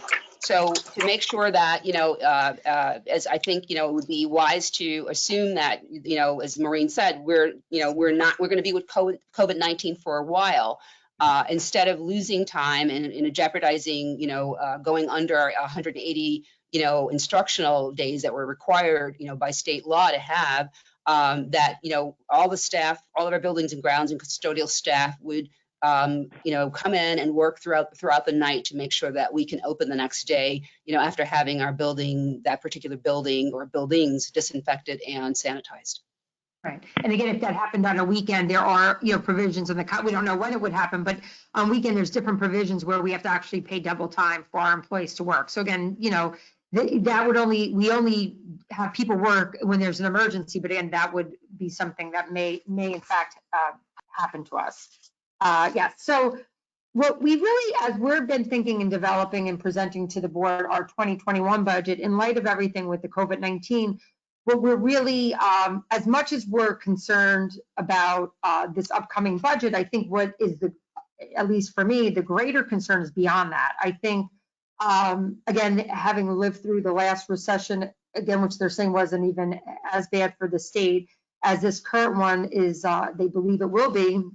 The effect of that is really, it'll be bad next year, it'll be worse the following year. And the reason I say that are for two reasons. I mean, if in fact the state had a bad year, they're going to continue to reduce state aid, right? So it actually could be, we could be seeing if they're seeing a decrease, we'll see a further reduction, because the difference is that stimulus money that they may be receiving this year, they're not going to get any more of that the following year. So, anything they may be able to, not cut us that deep, because they may in fact get some more money from the federal government. That will not continue beyond 2021, because that's not, at least the way the last stimulus worked, there was some money up front, and then there's a point in which, that you don't get it, right? So as Valerie said, this year the feds did give the money that was able to be restored. If the 21-22 school year, if there's no stimulus money given to the state, that's just going to, play out and giving us less state aid revenue. And I think that's a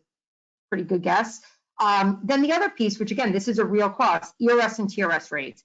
There are retirement systems, payments for all of our employees. The way that those, the rate that we contribute is determined is based upon a 5-year average of how the fund is, how it's doing. And I think we all know that again, it's not me, the state controller already has said, we just lost, a ton of money over even the last month. So it is inevitably, the rate for next year is already set. It was already an increase because the fund last year didn't do as well as it had done the previous year, believe it or not. And I think most of us thought that last year was actually a decent year in the stock market. So the fact that they're saying, it's going to go up, again, just anticipating them saying it's going to go up significantly. I didn't even, it has been higher. I'm saying even if it were to go up from the 9.53, which we're going to be paying next year, to 11.53. If it just on both of those funds, if it went up 2% above, which of course is a larger percent increase, that alone, dollars wise in our budget is $750,000+. Just those line items, that would be the increased amount of the levy just to pay that required payment.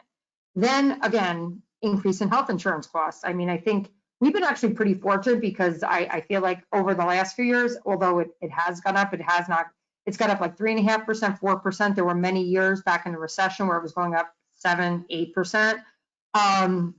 Again, in everything you read, health insurance, because of the strain on the hospitals and the overall system that, we're anticipating that will play out and we will see an increase in our health insurance costs. But even if it were to be what it currently is, it still, still represents about, it goes up every year and then that gets compounded. That could be like a $300,000 increase, even if it were to remain relatively the same increase. But I think most of my colleagues believe, and we are in a consortium, and I know people who are on that board, that they're already telling their colleagues to anticipate an increase, a larger increase than we saw this year in those costs.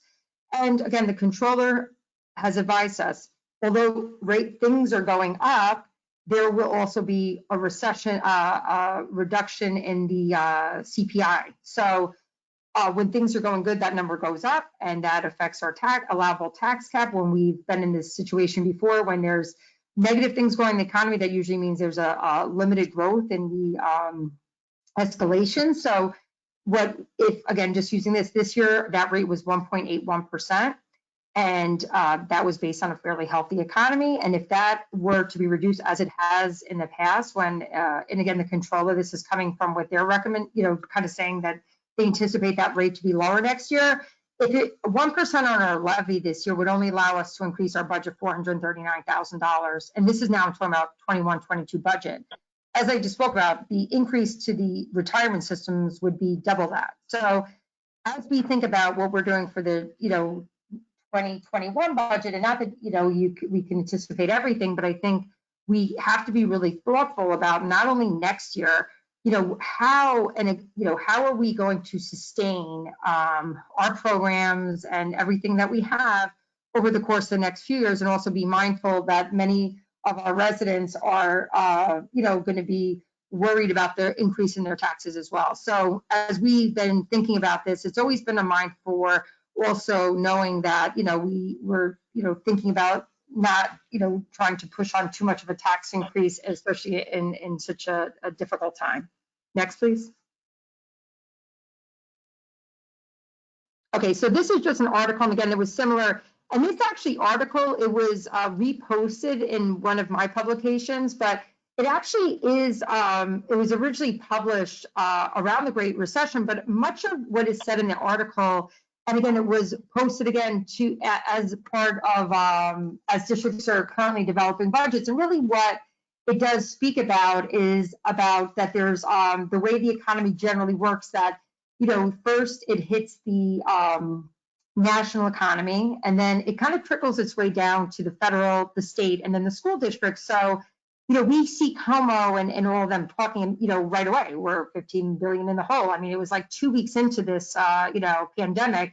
And to think that somehow we're not affected by it's kind of like, anything that affects the overall economy, we also are impacted by that.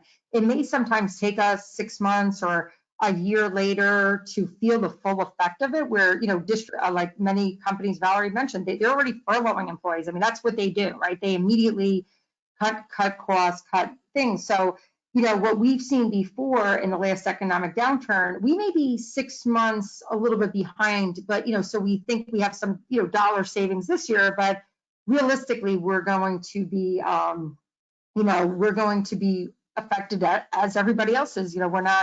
We're not different than the state of New York. We're probably in a worse spot because we can't just cut things like the way they're just kind of decide not to give us certain funding. There's also some concern about what if homeowners don't make their tax payments, and although the town of Greenberg currently collects them, or now they're talking about delaying the payments for those, like, how does that impact us? So we don't have, we need our tax dollars to run our schools. So I think this article, again, just speaks to kind of why it's really important to, when you know of an economic downturn, that the further you delay, it just makes it worse, right? So, that's really what our budget represents. It's like, it's certainly, we're having an eye to next year, but we're also want to make sure that that we can sustain and put, think, over a few years' time, not just next year.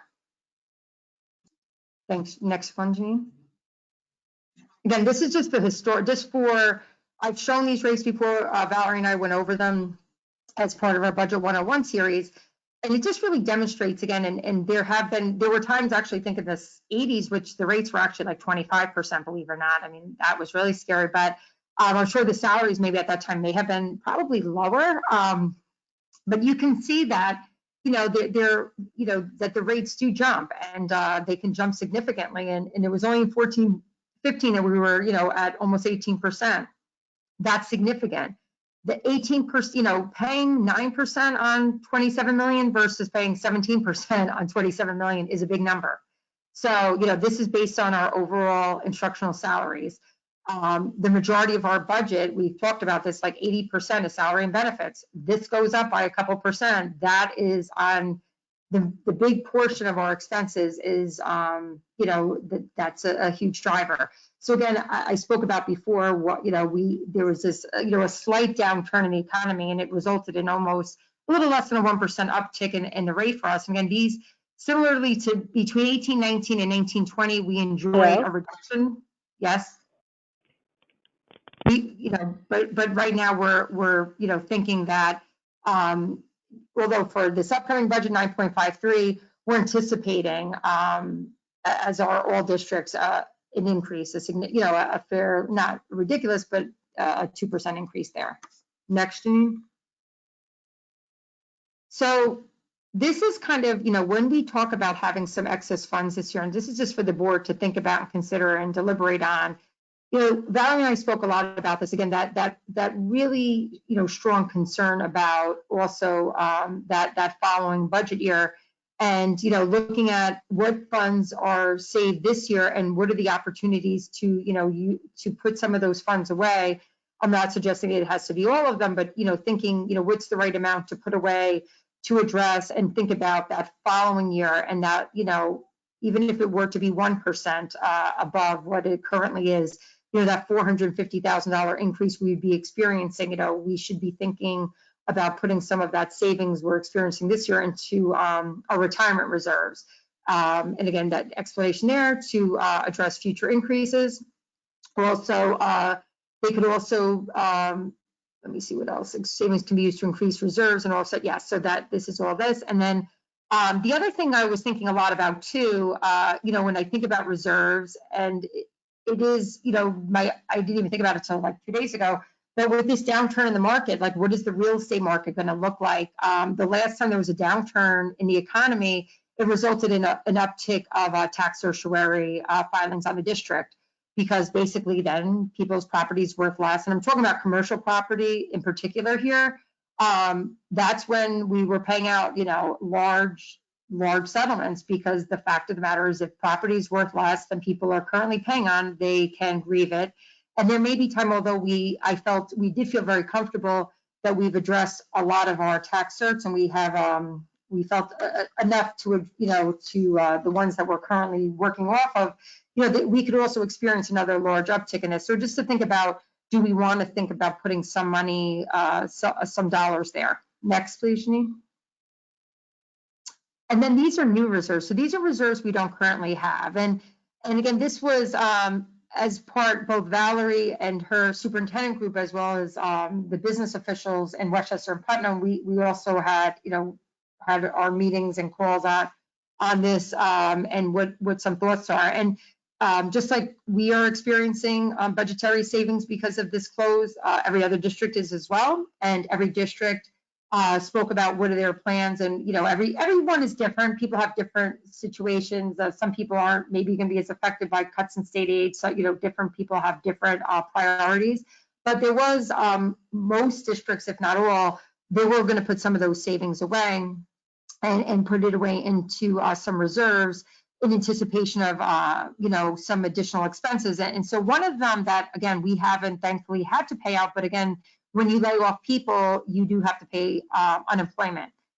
Unlike private businesses, school districts, I'm not sure about government, I'm not sure about municipalities, we don't pay SUI and FUI, which are income taxes levied on gross salaries to the government. We self-pay, and that's what we're required to do. So the good news is when we don't lay off anybody, unlike other businesses, we don't have to pay into that tax on every payroll. We don't pay it. But when people file and they collect unemployment, we have to pay back unemployment dollar for dollar, whatever they're paid by unemployment. The last time it was a recession and we laid off people, not only was it for the normal 6-month period, people were extended to 2 years. We saw a huge uptick in our unemployment expense. So you do lay off people, but there is a back end expense of paying unemployment until they find another position. So we have never had one of these, but many districts, because similar to us, are maybe making recommendations to lay off some staff. If they had this reserve, they are actually putting more dollars to it. And if they don't have the reserve, they are actually recommending one and funding it. So this would be something I would really, hope that the board considers, that with this close to $1 million we may have in savings, depending upon how long our closure is. My recommendation is at least to put $50,000 in this reserve, because even if there are some, reductions that don't end up coming to fruition. There will be some, because I don't know how we'll balance our budget otherwise. And with those reductions and with the job market being what it is, there's a good chance that we will have a substantial liability. I mean, I had asked the attorney the other day, is the district going to be liable for that extra $600 that the government is giving people that's above what people at my job, there were people who wanted to be laid off because they would have resulted in getting more money from unemployment, which would have cost the district more. So right now, that whole kind of system, as much as it may work for some, for us, it isn't great. Because it would actually potentially cost us, a good bit of money over the course of time. So we're recommending a $50,000 of the savings to be put into this fund, again, in a time in which we may be laying off staff. And the other one, again, this really came from Valerie had Mary Fox in Pleasantville, and I think we all know that, she's been there for quite some time.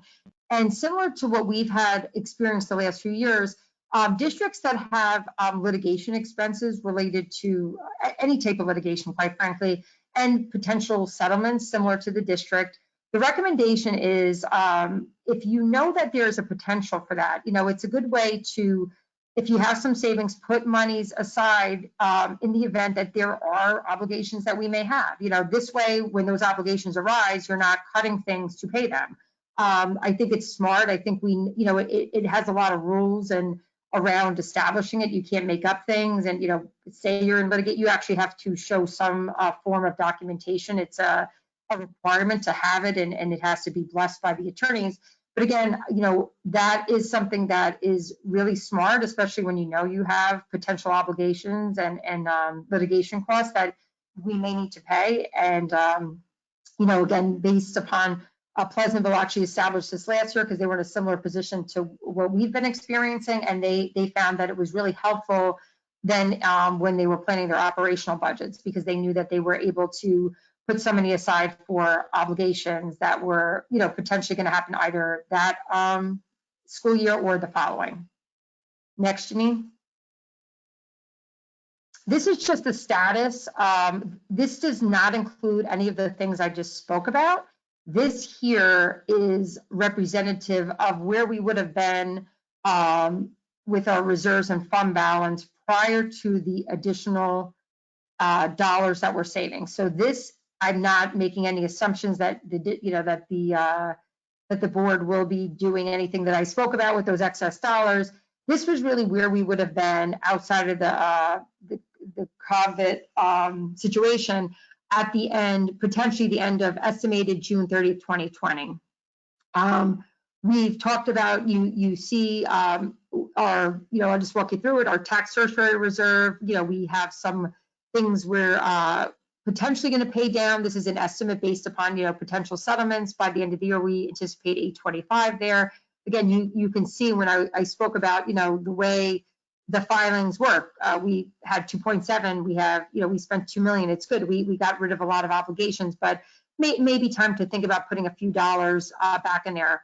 Employee benefit accrued liability, that's a required reserve. That's for employees that either have obligations post their employment we would have to pay, and that's based on a formula, and that's actually something we're required to fund. Retirement system contributions. Currently this year, we were taking out $500,000 to balance our budget to offset some of that expenses. We did have, even prior to the COVID-19, we knew we had a couple extra dollars to go back in there. So we were recommending use 5, but then add back 2. So that was reflective. That would leave us with a balance of $950. The TRS sub-reserve, $350. Again, that was just based upon our normal operational way when we put monies back into reserves when there's some savings found in our budget. Debt service, very limited amount there. Our future capital projects, that money still is there. Although it was voted on that it can be used in the event if it's needed, nothing has been spent out of there, and that money is there, but earmarked again for either what it was, for capital project use if needed. Total assigned fund balance, that is that 1.4 of appropriated fund balance and the 500 of the capital reserve. That is reflected in our budget overview. That accounts for that amount. Encumbrances, all they are purchase orders at the end of the year we don't have an invoice for. That's just that really is accounting wise, we have to reflect it here. So that brings our restricted, the difference between restricted and unassigned. Restricted means it has to be restricted for a purpose, a legally defined purpose that is subscribed, by the state of New York Controller's Office. And it had, as I mentioned, any establishment or funding of any of these reserves has to be based in fact. It's not based on like, I think we might have it. We'd actually have to back up and document all the funds that are in there and legally be able to establish and are legally bound by certain limits in those. So our restricted, which are like our tax cert, our employee requirement, things that are earmarked for things, that represents 3.7 of our fund balance. Our unassigned fund balance, that's the 4% by law you're legally allowed to keep. And unassigned means exactly what it is. That's unassigned. And if next year we were to lose $200,000 and we just needed to find it, that's where, we would get it from. But it is something that keeping an unassigned fund balance of 4% really is helpful in keeping your credit rating as a municipality or school. It keeps us in that high credit rating, making sure that's at 4%. So that is where our current fund balance would be prior to, if we didn't do any of those things that I spoke about on previous slides, any of those other recommendations. Next. So I guess we're ready. Sorry it took so long, but this is the end of, now we can, I guess, open it up. Sure. And just, I want to thank you, Maureen, for all of the work that you've been doing to modify and, stay on top of this. And, our objective, was not to, sort of overstate, the impact of this pandemic, but we would be, irresponsible if we did not, share with you the information that we are, we've learned about through our own, our own groups, whether it's Maureen's group of business official or mine group of superintendents or Melissa's group of assistant superintendents. And, if we did not share, what we're hearing, throughout the week when we have conversations with these various groups, and one of the conversations that we have, once a week is with our county executive Latimer, as well as folks from the state. So we feel fairly confident that what we represented, is the reality that we may not feel right now, but all the decisions that drove the reductions were based upon the things that are certainly going to happen in the future.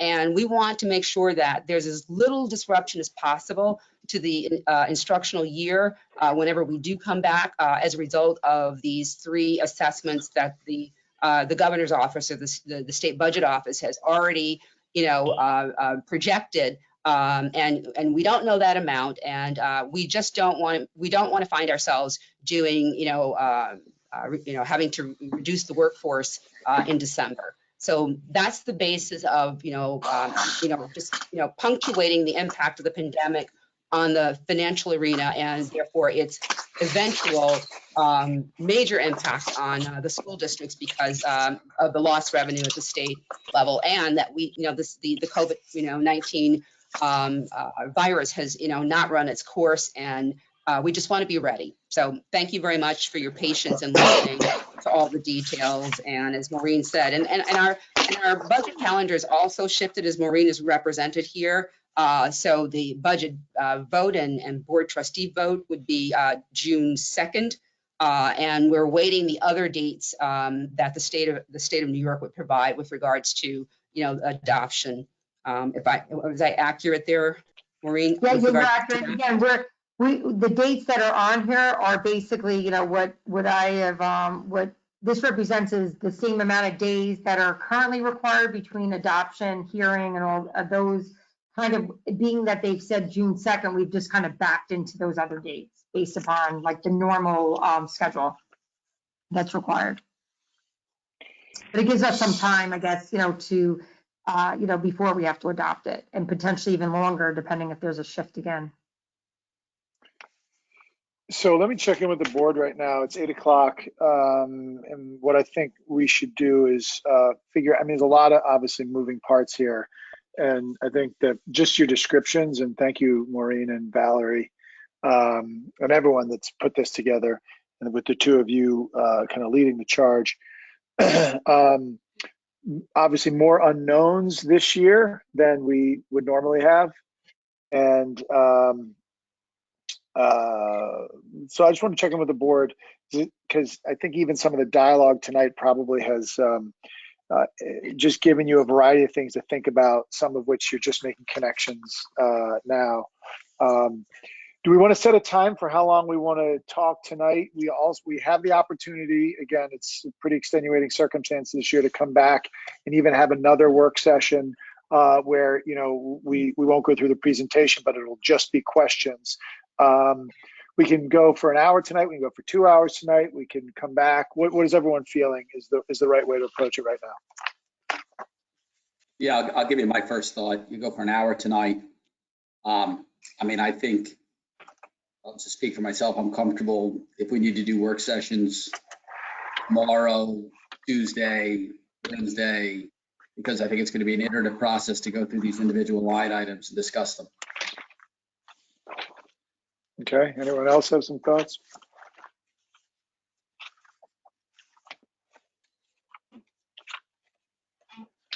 I think at least an hour of discussion makes sense tonight, and then we'll see kind of how many more sessions we want to have or need. Okay.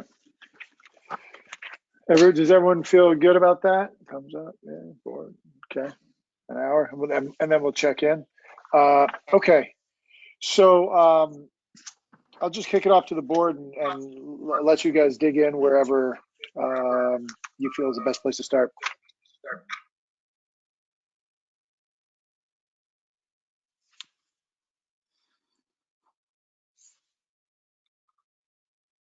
I don't want to bogart, so I'm gonna wait to let somebody else start, because once I start, I'll just keep going.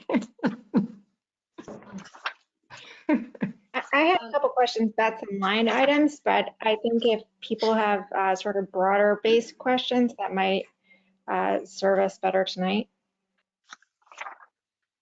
I was just wondering, Maureen, if you could talk a little more about the non-instruction special ed staff.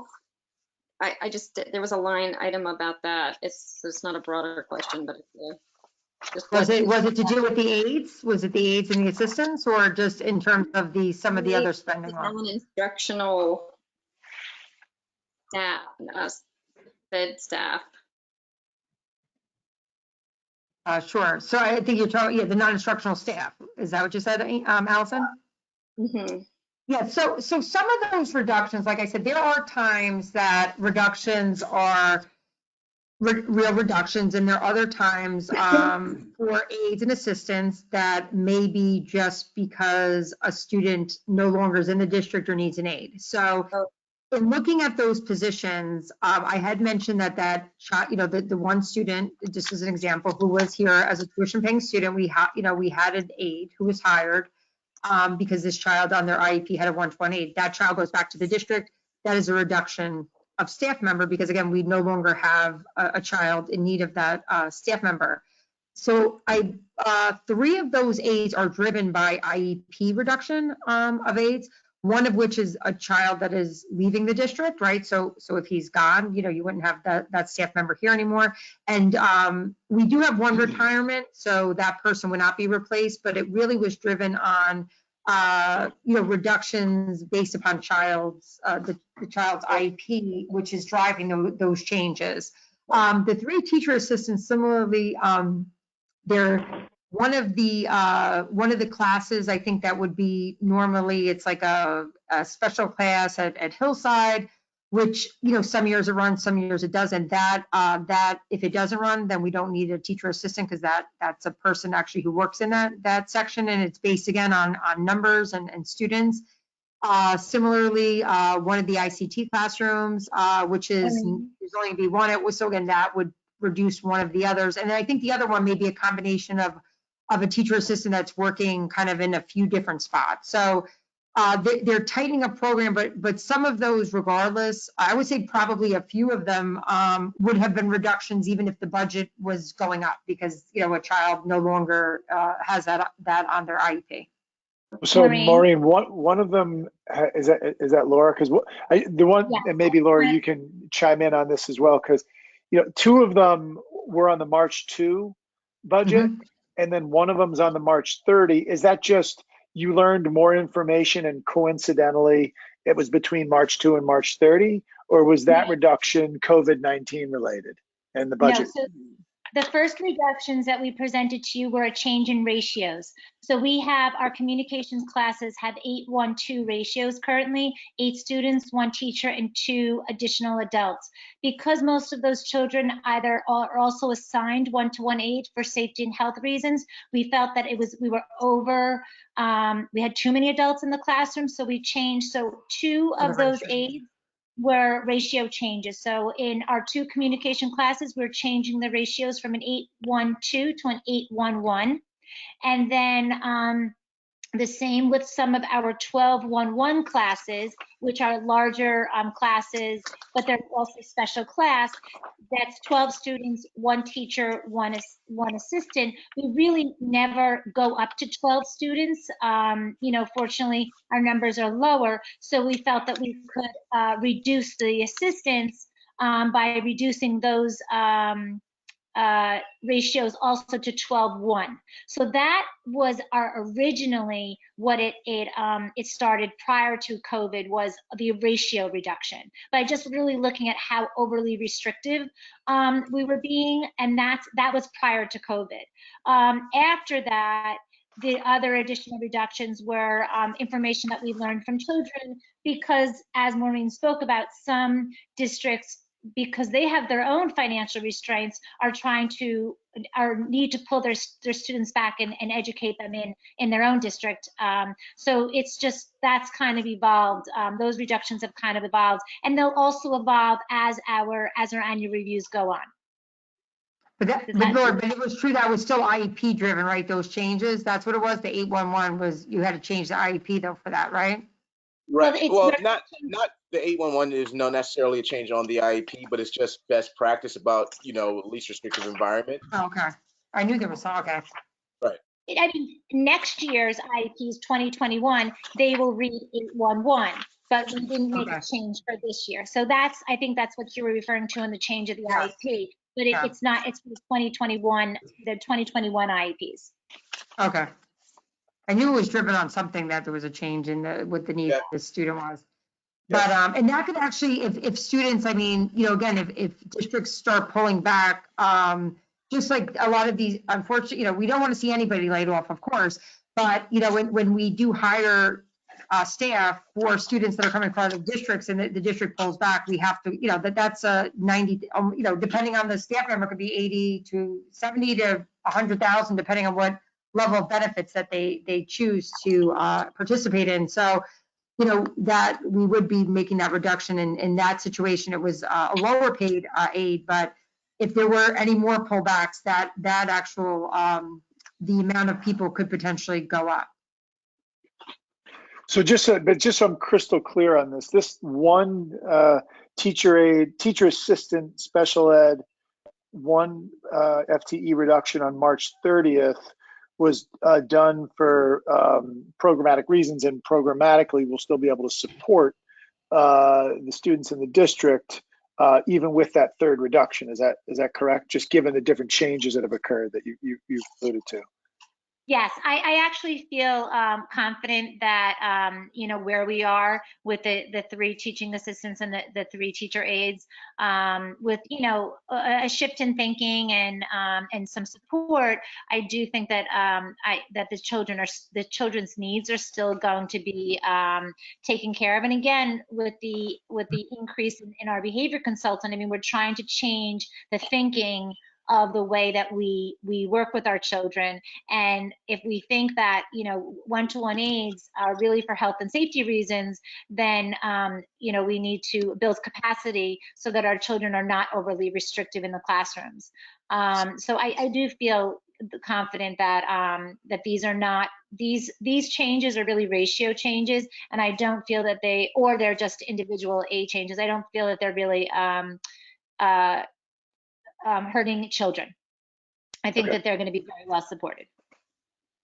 Thank you. I have a question about the 20,000 reduced coaching. Can you explain what that is? And also, I thought that Jesse was going to be able to join to walk through the sort of discussion around moving from paid assistant coaches to volunteer assistant coaches and saving money there, just understanding what other districts are doing. Is Jesse Are on you the there, call? He's Jesse? not on the call. Yes, I'm all here. Can you hear me? Yes. Yep. Wonderful. Jeremy, is there one place you'd like me to start? I do have some information in front of me, some of which I shared with Janine earlier this afternoon. I guess the first question is just on this slide that's up now. It says reduced coaching. I assume that's athletic coaching. Is that? Yes. Yeah. So we're really, so we made all of the cuts that we could identify in all of the other areas, things like dues, entry fees, materials, and equipment. And really what we're left with is staffing and personnel. So that 20,000 that's earmarked there for savings really is where we're looking at some of our assistant coaches and also some of our modified programs. So what I've done since our last meeting was try to put together a little bit of a cross section of what many of the schools do that are similar in size, not necessarily close geographically, but districts that I felt were kind of a one-to-one comparison for us. And in that comparison, I tried to draw out what I felt was the most important parts of both your questions from last meeting, but also what gave me a better understanding of where we kind of fit.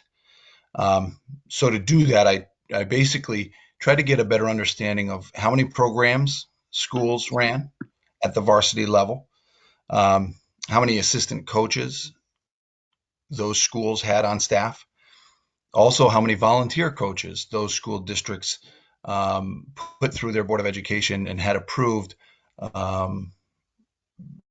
and then some other information as well. One of the things that I tried to put together was kind of the ratio of how many coaches were working with those different districts' students. So really where we start is looking at a couple of the assistant coach positions, and that discussion really comes around a number of different things, including things like student participation in those sports, but also other things like teams that travel together. Obviously, safety, supervision are always kind of paramount when we're talking about any of our programs, let alone sports programs. So that's kind of where some of that discussion has gone. Now, as far as volunteer coaches, Maureen and I have spoken a little offline and are still developing a process for reimbursing volunteer assistant coaches that are willing to set aside the time to help our sports programs. Right now, this season, we would have had 3 volunteer assistants helping us out if things had gone the way we had all hoped that things would be going. I actually, in looking at the number of volunteers across the 12 districts that I surveyed in depth, there was really only one other district that had more volunteer coaches. Some of the limitations, of course, one of them we've talked about. It's about $500 to $600 to become certified as a coach. And in New York State, even a volunteer must be certified. So we're hoping to make that a little bit more, less burdensome, I should say, for the volunteers with this reimbursement program, which I do have to say is still kind of in development. Hey, Jesse, did you just say you surveyed 12 districts of similar size, and of those 12, one has volunteers? No, only one has more volunteers than we did in the past year.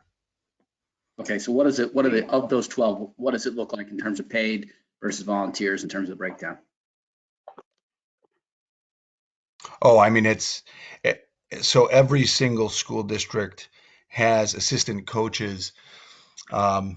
Even if you take out, and pardon me, but when we talk about assistant coaches, I think one thing that's important, because one of the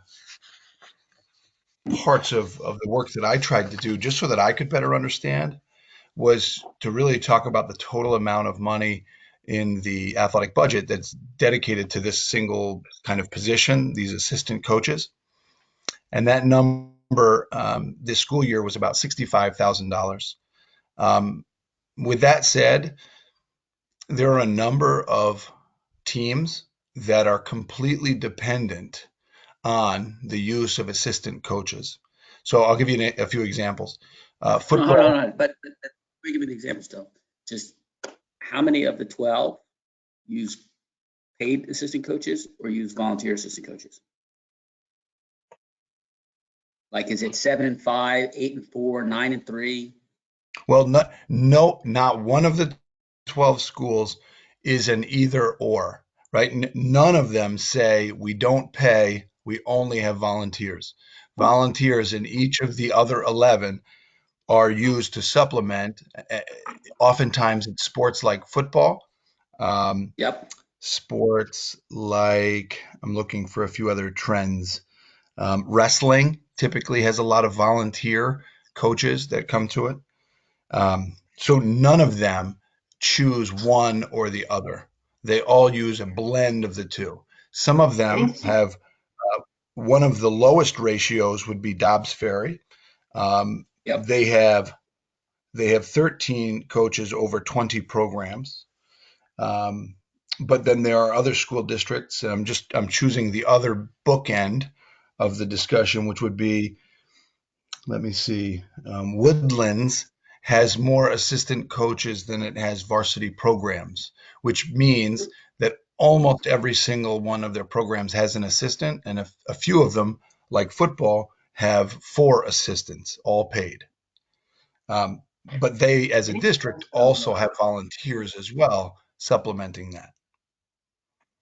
Any sense of Is that answer your what, I know question, you Tim? mentioned Dobbs Ferry, any sense of Irvington and Ardsley? I mean, I'm not advocating for no assistant coaches, but what I've heard consistently from Maureen is that a lot of the other towns never moved away from volunteers to paid, and I've never really gotten a sense of what the actual numbers are. Is Sure, and that I will still the I will case? happily share with you the information that I've put together over the last few weeks. I started with a digital survey, and I found that the information I was getting back just wasn't drilling deep enough into what would actually help us make decisions, craft a budget. So specifically, Jeremy, I'll go through just a few of our quad villages.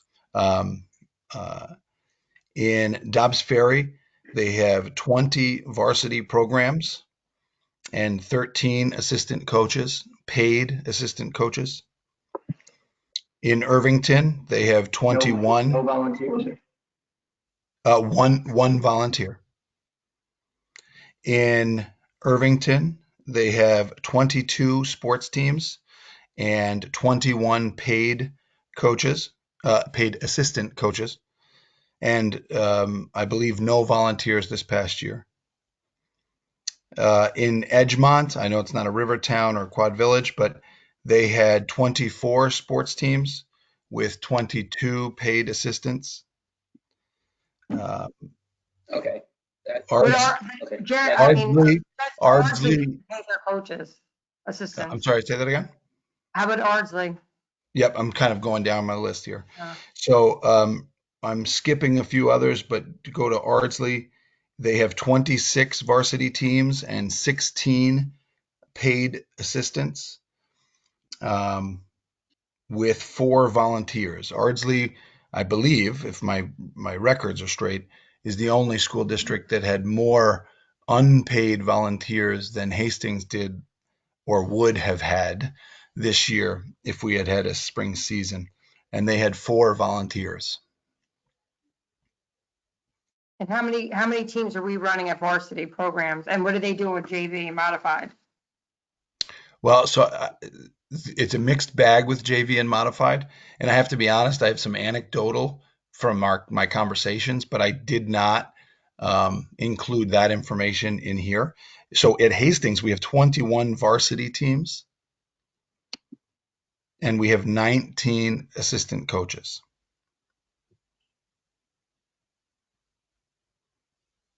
So it looks a little bit different in each.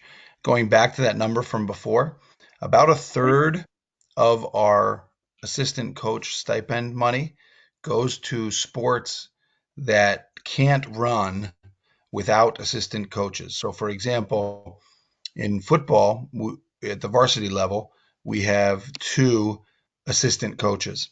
And in indoor track and spring track and field, we also have assistant coaches that without those assistants, we could not run those programs because just of the nature of those sports.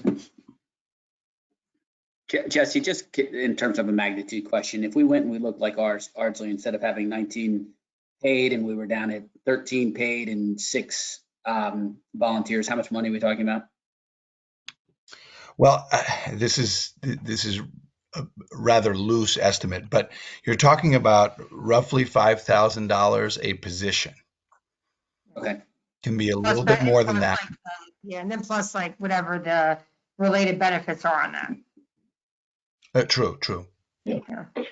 So Okay. I thought that We get some of those graphs up the for numbers would be a you. lot different for volunteers at other places. Maureen, I guess, is this a surprise to you in terms of the numbers? Well, no, I know that Irvington was in the process of adding it. That was new. I knew Ardsley didn't have them across the board, and they are a much larger district. But I think, Dobbs must be fairly new in that, because even if you look at their information last year, and speaking to my colleague there, but overall, and I think this is why I said to Jesse, and again, it may be similar to what we do years ago. If we didn't run a JV team, then we would have a paid assistant varsity coach. So I think looking at it, we know from a budget, this is a true statement. When we look at our overall athletic spending in comparison to our neighbors, we spend more. That's true. That's a true statement. We spend more on coaching. We spend more on equipment and supplies. And again, that was just in terms of, like Valerie spoke before, how people make reductions in their codes are based upon where they feel comfortable, right? So if, some districts may have less of one or something of another, but, our overall budget, and we did share this at the Budget 101, put us in like 3rd in spending or 4th in spending in the county. So that's, whether some of our stipends are up or low, maybe it's some of the merged sports we're involved in, and again, those reductions, that was just one area. I said, maybe we could scale back there, not suggesting, to Jesse's point, some sports, just by the nature of them, will need them. But I think in your, if we don't, unlike ours, that cuts for modified, and other many districts that don't run modified sports, because if their town supports them, they don't have them. So, we do have a modified programs that do not cut. So that requires us to run multiple teams. So I guess districts may have added things, but their overall spending in other areas, maybe they don't have a JV team. So I think that may be part of the analysis. But I think as, looking at it, they're just like Jesse was only recommending to reduce $20,000, which would be, we had talked about maybe a couple assistant coaches and maybe not running all the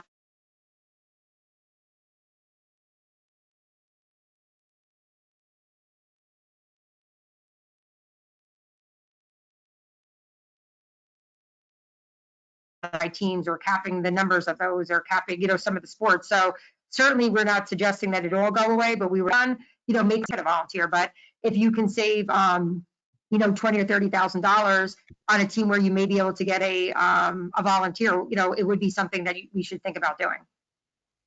I understand. I mean, I understood something that I didn't understand before, prior to a conversation that Melissa and I had with Jesse this week, because you can't plug a volunteer into certain tiers of teams. And I think it would be useful if Jesse could explain, what he was trying to explain with regards to the rationale around when you can use a volunteer and what the pros and cons are of that, and when you should use a paid assistant coach. So Jesse, could you share that analysis so that we can understand those nuances, because they are important in terms of the consideration? Absolutely. I think, like we began to speak about before, there are some challenges in getting a volunteer into a program, but most of those discussions have been centered around the certification, the board appointments, those types of things, which we are looking at. But a really important thing for us to all to look at for a volunteer coach would be that those volunteer coaches, not only are they appointed by the Board of Education and certified coaches, but they're also held to that same standard. And the varsity coach is often a very important piece to that process.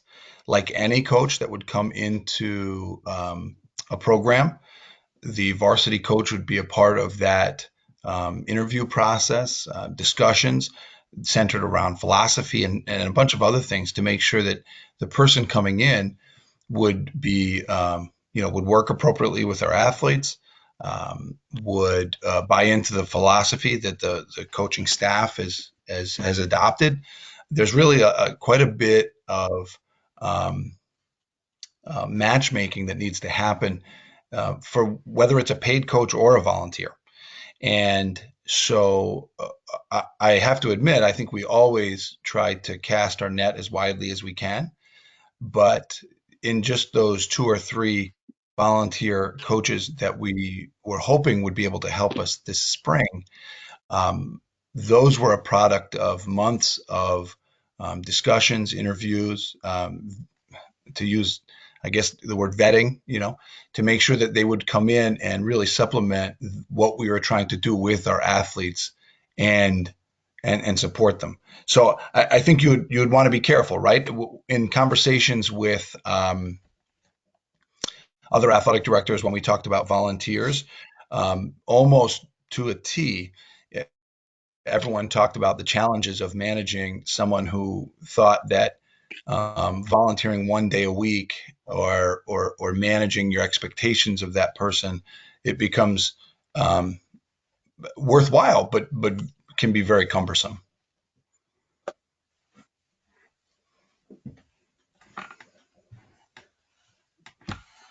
Okay, Jeremy, can we keep going? I mean, it sounds like this is. Yeah, and Jesse, I appreciate the analysis. Yeah, I appreciate the analysis, and it looks like less of a savings than I expected it to be. So let's move on to some bigger items. Okay, no problem. Thank you, guys. Thank you, Jesse. Do we need to keep Jesse on? Do you have any other questions for Jesse? I do not. I don't think so. Thank you, Jesse. Those sheets have been added to board docs. For your reference, his spreadsheets have been added to board docs. Okay. Thank you. Will it include the number of students in each of those sports? I wonder how many I don't students. know that his spreadsheet includes that. Okay. It does not. One of the challenges in creating it is that in order to get a complete picture of any of these discussions, it's very hard to limit how much information has to go into them. So if we started to include participation numbers, then we would also want to look at, do we run junior varsity? And did we have a modified program? And it was challenging for me. I know in my conversation with Melissa and Valerie earlier this week, that's one of the things I brought up.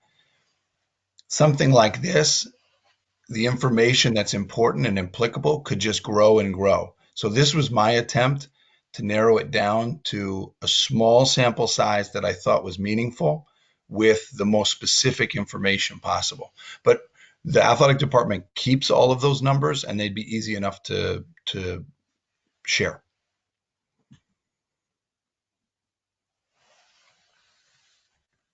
Okay. Thank you, Jesse. Thank you. Thank you, guys. Thank you. Good night, Jesse. Good night, guys. Good night.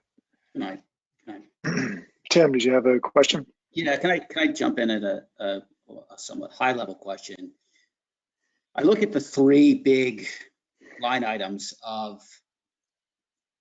line 211 in the preliminary in our spreadsheet, budget spreadsheet we looked at earlier. So K through 6 instructional salaries. I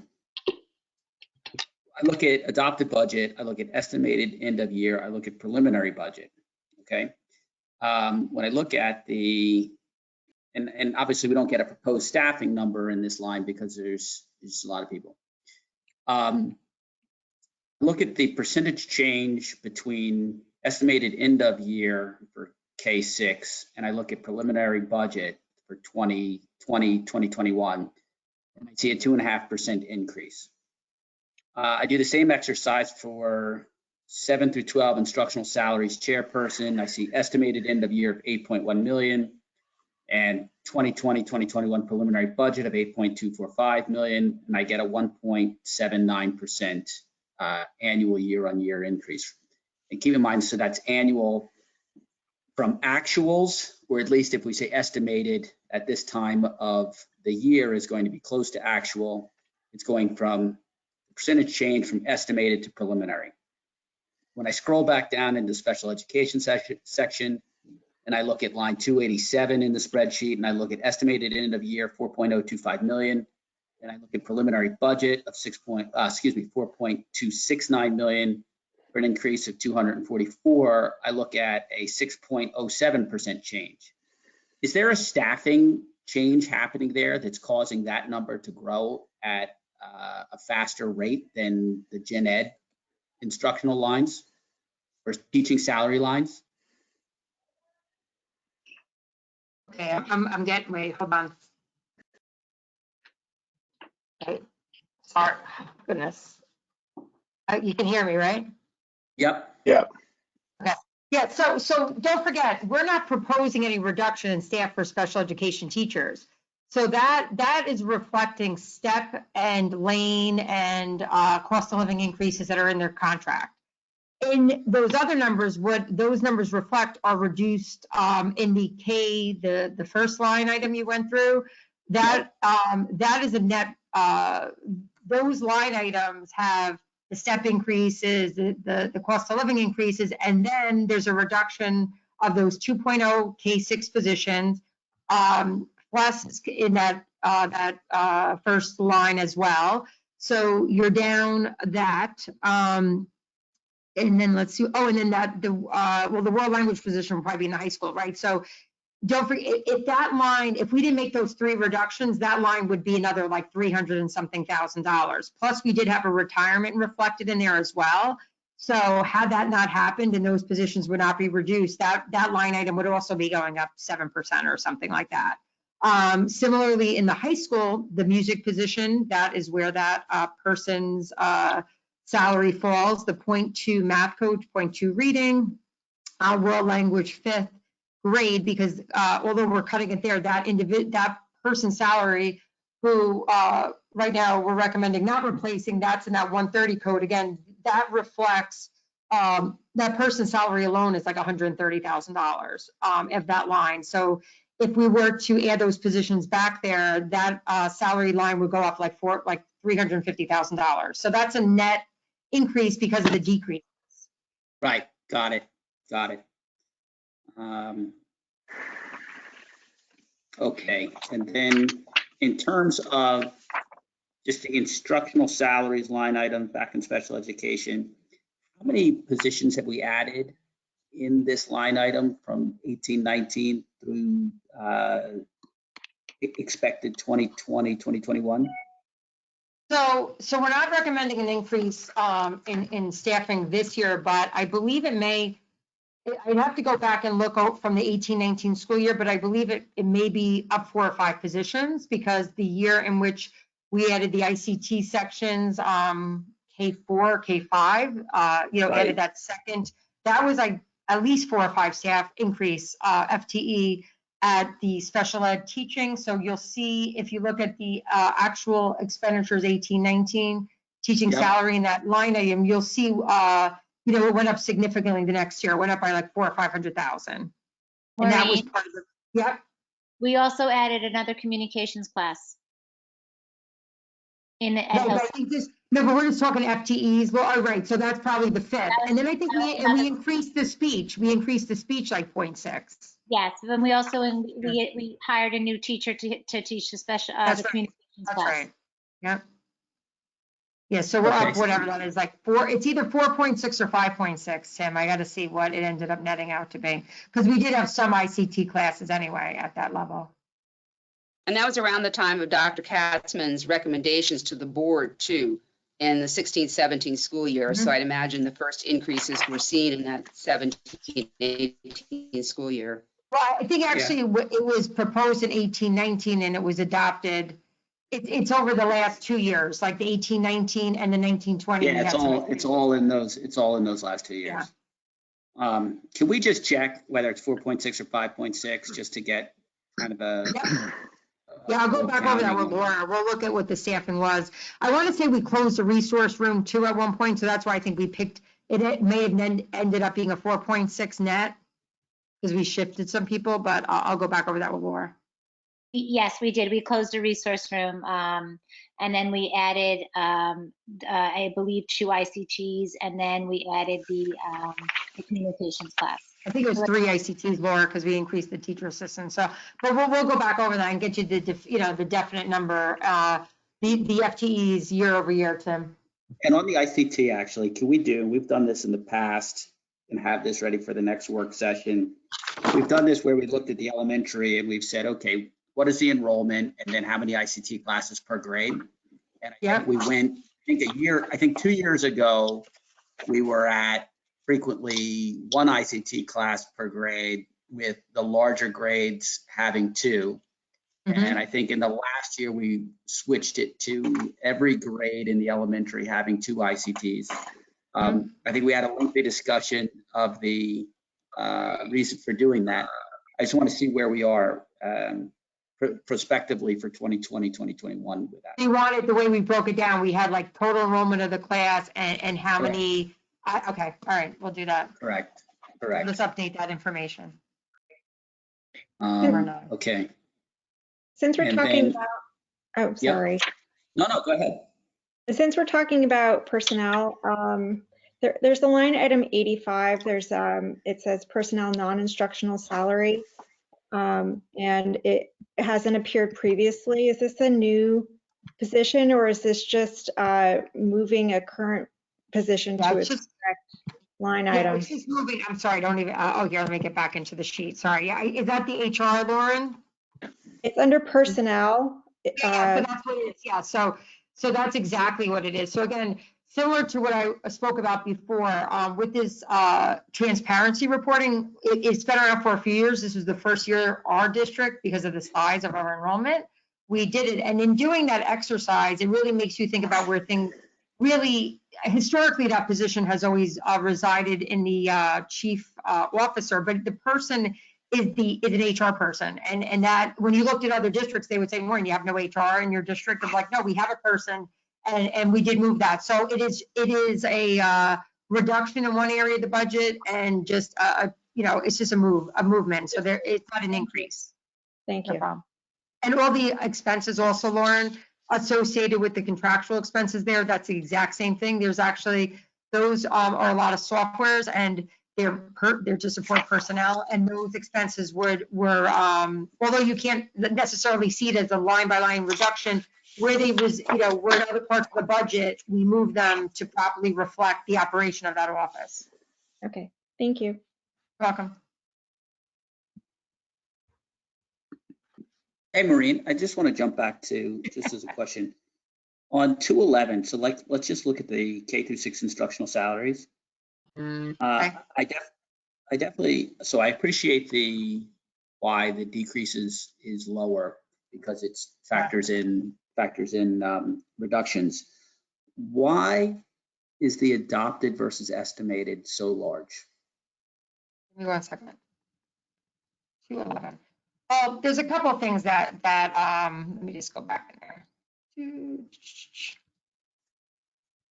So it's 120. So we have, okay. So there's a couple things that, occur. And again, staffing, and there's a big discrepancy in what different, staff members make, right? We have younger people, people who are newer in the career, and the changes of that. So again, we go out and we plan for the staff that work, and we don't know what everyone's plans may be. So one of the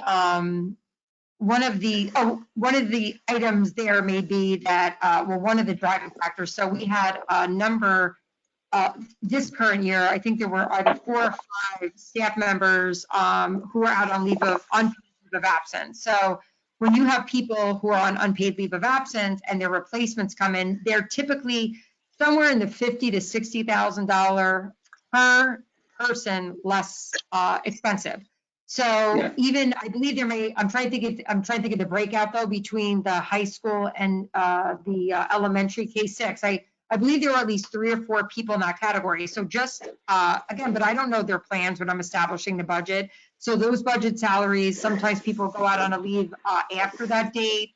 We've already established our budget. So if 3 people were, to take a leave and their leave replacements come in and they make $60,000 less, that accounts for like roughly $200,000 of what is like a budget savings, because the people who were working were less expensive. We also have sometimes a retirement. We don't know. We don't always know who that replacement is going to be. Maybe we plan for the replacement to be 85,000, but they're 65,000. So that's that. And the other piece I just wanted to mention, I mentioned it earlier, the math coach. The math coach is a K-6 budgeted position. As you know, that our math coach left, I don't even know, what did she leave, November or whenever she left the district? That position is open. That's $100-something thousand position. There's about $80,000 of that position we have not paid this year. So those really, if you start adding up those little buckets, before you know it, it's like 300,000. But again, when those people come back, those salaries go back up. So, the years we have that, that estimated end of year, that's why when people look at it and just use that as a starting point, there's a lot of different things that go into that number year over year. Okay. And then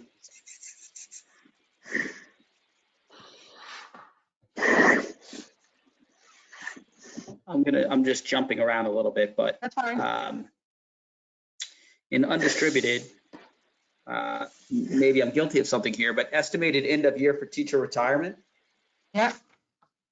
Is it not fair to use that number as the starting point for the preliminary budget? No, so that number is always, the way it's calculated is once we know our salaries for the year, you just take that number and you multiply it times the rate of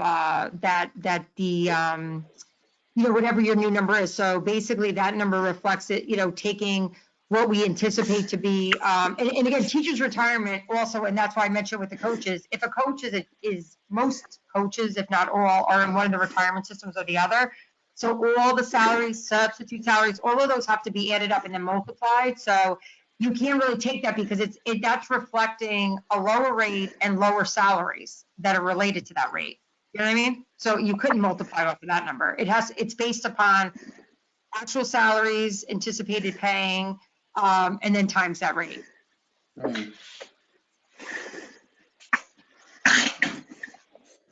Our budget manager still with us? Is Lou here? I'm here. Lou is there? We're here. Lou, I have a question for you. It's Sylvia. I wanted to know in terms of the felt impact of, whether or not we lose a staff member in our music department, in terms of the high school, and you were talking about how the lessons drop off at that level. So one of the things that's offered at the high school currently is independent study. Would any impacted staffing still allow for that if we were a member of the department? Sylvia, can you hear me? Yes, I can hear you. Yeah. Okay, because my computer's going crazy on me. Okay. We'd have to figure out a way to still offer independent study. Okay. I didn't hear that. Only because, many of our students take it independent study because they can't fit it in their schedule. That has to be maintained. That would have to be maintained. Yeah. But it could be maintained with the 5 teachers or? It's going to be creative. Right now, we do that 7 a.m. or 7:15 a.m. practice, and that's always been above and beyond. So it has to be. We do it with some flex scheduling, where the teacher comes in early in the morning, and most of the kids who do independent study have to come to that 7 a.m. or 7:15 a.m. Rehearsal time. But it would still be available, is what you're saying. It has to be. If we don't make that available, you might as well close up the band and orchestra program. Right, that's my understanding, is that for the high school students, the way that they access band and orchestra, essentially, once the lessons taper off, is independent study. So, and understand that morning rehearsal is really the only time. It's really the only time that the entire band or the entire orchestra is together. While there's a significant number of people who have it as a class, the entire orchestra is around 50 or 55 students. You probably have 25 or 30 that take it as a class, and then there's probably another 20 that take it independent study. And that morning rehearsal is really the only time when they're all together.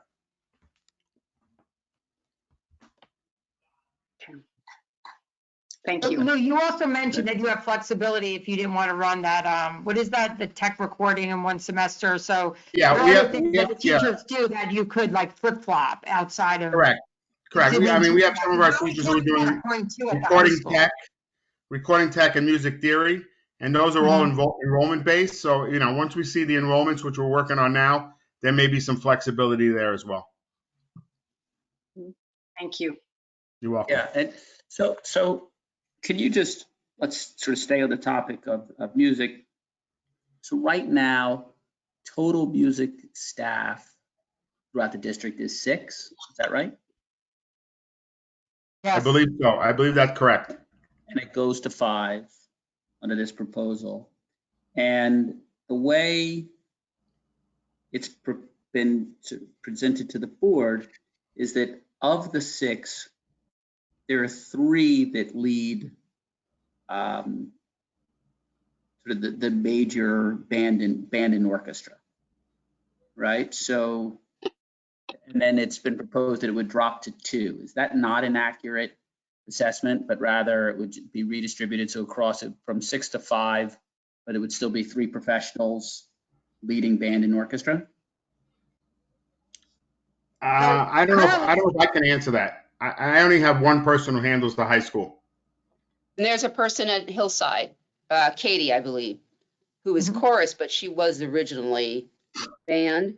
You would know this, Lou. We have Katie Conkra, who's she's a highly skilled strings teacher, and Chris Campbell, who also teaches music. So we believe the 2 of them would be able to cover the instruments at Hillside because it's only 3rd grade strings and 4th grade strings, and then 4th grade instruments. So the beginning of the instruments, the percussion, the brass, and the woodwinds in the band.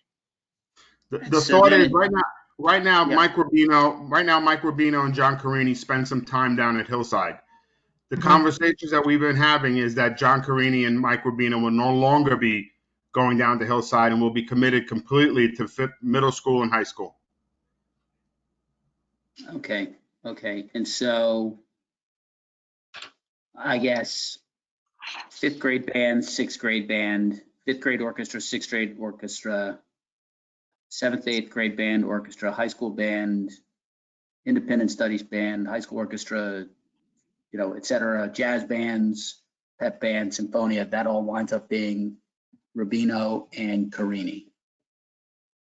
And the choral group. Some of the stuff at night is Schedule B's, like, your jazz band is a Schedule B. Yeah. Pay for that. Yeah. But yeah, in essence, they're going to be running those reductions there. Yeah. Those, that's the reason why we said there just wouldn't be any room for any kind of individual or kind of small group lessons. It's just there's not enough time in the day. Okay, so independent study stays. It has to stay. We have to figure out a way to make it stay.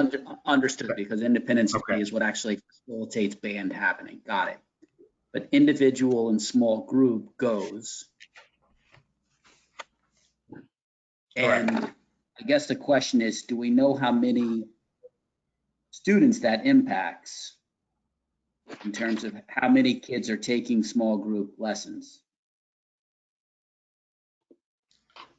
Tim, I don't have that from the high school perspective. I don't have that information. And I don't have that information from the middle school. We'd have to meet with our department chair. And It would just be, gather those it'd be numbers. something, and listen, I don't want to, it's always hard. We're doing this without body language. We're doing this over laptops in our respective caves. And I don't want you to think that the question is being said with, I just think I can't vote on something without knowing how many kids it impacts. Can I ask you a question about this notion, Maureen, of tapping into some of the reserve funds and what we use that for? Because I'll just throw it out there that the commitment that was made to this role in music last year was a commitment that was made as sort of an ongoing commitment that it feels, I understand all the budget cuts, but it feels odd to come back a year later with the same discussion, because we had two choices to make last year, save the position or not save the position, and so it feels odd on this one because we were basically in the exact same spot last year. So just wanted to understand, your conversation about some of these reserve funds and where, what you can do with those and what you can't do, and maybe it just kind of gives us a sense of some of the options. Okay, sure. So apparently there's a couple of things. So just talking holistically about the budget that Valerie is currently presenting to the Board of Education actually reflects we are currently roughly $130,000 under the tax cap, right? So that means that technically we, in terms of our ability to levy taxes, we can still go up another 130,000. We were, kind of showing the board, we continue to try to refine our budget and make reductions where we can. So, but so basically right now the board would have some flexibility under the tax cap up until $130,000, right? Before going to a reserve to offset. The one thing, and I completely hear you. I mean, I was there last year. The one difference I've been trying to point out all night without trying to be like, fear mongers. This year is so different. I mean, nobody could have ever, none of us, and no one, obviously nobody in this whole world could imagine, where we are as a world, right? As a, beyond Hastings in general. And anything that you see, much of what you see here is in response to that, right? It's a lot of the reductions. And again, the reason I think it came up again, it was because similar, to Valerie mentioned, it's something that the buildings can handle reducing more so than maybe other reductions, right? And that's why they're I guess recommending it, because it's such a dire time. But in terms of the board's ability to use money out of reserves, you can do that, but just know that then then the following year we need to have a strategy, like Valerie said, not in the beginning of the presentation, to be, what is our strategy beyond this year? Every reduction, everything that we add back to the budget will further be then need, even if we did do it through fund balance, that's a one-time offset, right? There's reasons I talked about the restricted fund balance and why some of those are tied to actual real liabilities, not to be used for paying for operational expenses, right? So, if the board, of course, you always have the ability to make those judgments and look and your comfort level. And we presented you, we've demonstrated to you that we will have some extra money this year, that there's different ways the board can elect to use that money, could, use it to to add whatever revenues back to next year's budget. But just anything as you're thinking about that, just the question would be then, it's not, doesn't mean that next year we won't be adding more reductions to the list possibly. I don't know. We don't know. And that's really what we're trying. It's really it's really not, this has been a really terrible budget definitely worse than any other budget that I've ever worked on. So I think what you see here is not, we understand that last year, but again, because of the circumstances we're in, that's why that's why it's on there. But, again, you have 130 under the cap currently. And, we do have some savings and I guess, thinking about it, like if you were to direct us to restore something, but anything that we do now, we do have to think about the long-term ability to fund it. Yeah. And Jeremy, I'm just going to jump in. I know that Tim had asked, it's Gail, I'm going to ask him. I just checked on some numbers in terms of the youngsters that get lessons. It's all band and orchestra kids that get lessons. And 7th and 8th combined is more than 140 kids. Okay. I'm sorry, did you hear me? Yeah, so it's 100 and so we're talking about 140 across 7th and 8th right now. Yeah, and it's all band and orchestra kids that get lessons. Yeah. But I guess the thing, Gail, I would ask, I'm just now just doing the numbers. If it was a 0.2 building, that's like 40 minutes a day. I mean, there would still be some level of lessons that could be given. Doesn't, you know what I mean? I would imagine that it's more than if they teach 220 and they're only reducing 40. You know what I mean? Like it wouldn't eliminate all lessons. The way Lou and I figured, we did not have room for lessons, no. What about that time of that 2:45 to 3:15, half an hour, where at the end of the day, where vast majority of the children go home, and we already know that we can't use that to as our if we fall underneath the number of hours we're supposed to provide instructionally. Is that ever a time that Gail or Lou that you could use that time? And as Lou said, to flex the schedules of folks, which is a common practice in lots of places for a long time. Instead of adding on additional staff, if you have someone who doesn't start until their first period is at I'm just making this up 9 o'clock. Have them come in closer to that time, and then they can stay later. I mean, that is, as I said, we'd have to negotiate that with the the union through side letter, but that's what lots of districts have had to do, who've had to make these tough decisions going back a few years. Right, and historically it's non-instructional time, so we haven't been able to assign children during that time. So if that was something that everybody agreed to, then sure. And from the high school perspective, I mean, we have it set up in a way where it's early morning, and that actually makes our teacher come end a little earlier at the end of the day, so that 2:45 to 3:15 period becomes problematic. That doesn't mean I don't know what the other teacher would be doing. We'd have to really look at it.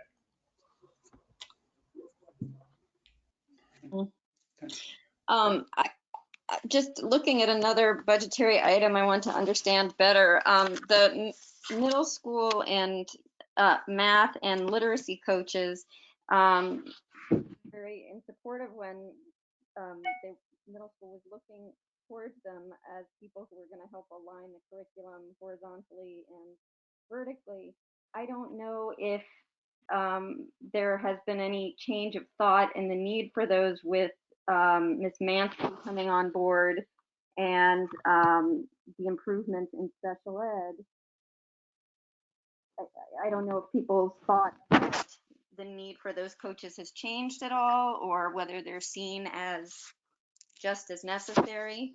And where's the line item, Allison? I just want to look at it. Wow. They were reduced on the screen. Right, so that's in the proposed reductions, but within the actual physical budget that we were looking at earlier. Math coach is in the K6 line, and the reading is in the 712. Okay, thank you.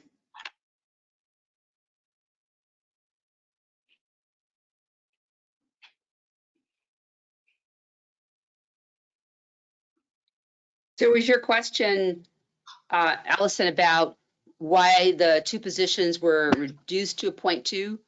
No, or if they would need, or if they still need it? Is that, I wasn't sure. The latter. I think there's definitely a need. I mean, I think you saw on the timeline on special education, one of the areas that we definitely have to focus on is providing, intervention services for children who either, are identified through a screening system, whether that is, teacher-made assessments or commercial assessments, to determine whether or not that there are gaps that we could, that through those interventionists, will be closed. And certainly, most places for many years have had interventionist in place. I think because certainly it was one of those areas similar to FLES that, since at Hillside, the math interventionist is a 0.8, we felt in terms of equity, at the middle school that those two positions, both the math interventionist and the literacy interventionist, should also be reduced by a 0.2. We also the decision was also influenced by another mandate with regards to the ability for teachers who hold special education certifications but not hold a certification in content area. This is at the secondary level, middle and high school. So previously, teachers who held a special education certification were frequently the ones who taught special class that we mentioned, which is a smaller setting for students with IEPs. And that teacher didn't necessarily have to be certified in that other content area. That could be math, science, social studies, or English. Of course, the laws have changed, and in doing so, we are preparing to make sure that we do have, in fact, certified teachers working in the content areas that they are supposed to work in, especially if we're talking about those 4 main content areas. So we shifted, made some shifts to ensure that one of our special educators, very experienced at the middle school, also has a literacy certification. So we could afford to take the reduction there so that we could still, make sure that we were providing interventions for students referred through the MTSS process, any of our students with IEPs who may need literacy services, as well as any students who are English language learners or who may need services through a 504 accommodation. So that's why they still are necessary, and and that we have an opportunity through the literacy change in terms of that special educator to pick up any needs that may remain as a result of the 0.2 reduction in the literacy interventionist. I see. So their role is less in terms of curriculum and more in terms of helping students who are referred given the MTSS rules. That's right. Right. That's the shift. Melissa, you want to speak to that? Yes, I'd just like to jump in. Just to add on to what Valerie was saying. So this is direct support to students coming through the MTSS process. So we're all working very diligently, the entire leadership team and as a system, to strengthen our MTSS processes, which will ultimately result in a reduction of the need for the higher level tiered intervention through those support services. And that is also very much attached to building capacity around data analysis and differentiation. So those continue to be areas that we're focusing on, but there is definitely a need to pick up students for literacy support, for mathematics support through that tiered intervention process, through the referrals through MTSS. Okay, and that's Melissa, they are the people who do that. Okay. That's right. Yeah, okay. And Melissa, do you have an idea, well, not just an idea, but do you have a detail in terms of what their caseload looks like? How many kids are currently being essentially receiving services from the math coach and reading coach? If you give me a few moments, I can pull it up. The math coach was a delayed hire, so there's been a pause because once that math position left in November, I believe, November, there hasn't been that delivery and it has been pushed back into the classroom. But if you give me a moment, I can pull up the numbers for the literacy. Yeah, and I guess the other question I just have from a programmatic standpoint, and by no means am I an expert, but the difference between some of the supports kids get in AIS, so like you have an ELA teacher in the high school that provides AIS and supports kids that are, having difficulty in the subject matter, and then a reading coach. And so then what's the break point? Like, where does that redirection occur? Well, the AIS is a mandate having to do with the state assessments, Tim.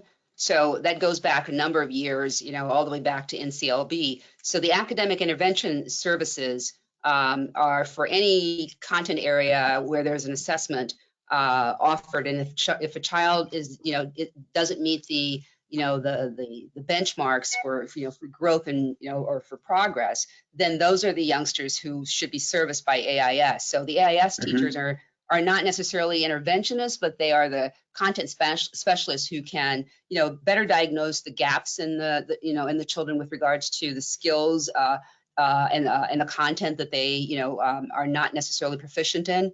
And that program in our district runs during the course of the school day. So that is another period that's available for teachers to use for that. So that is above and beyond, what the interventionist does.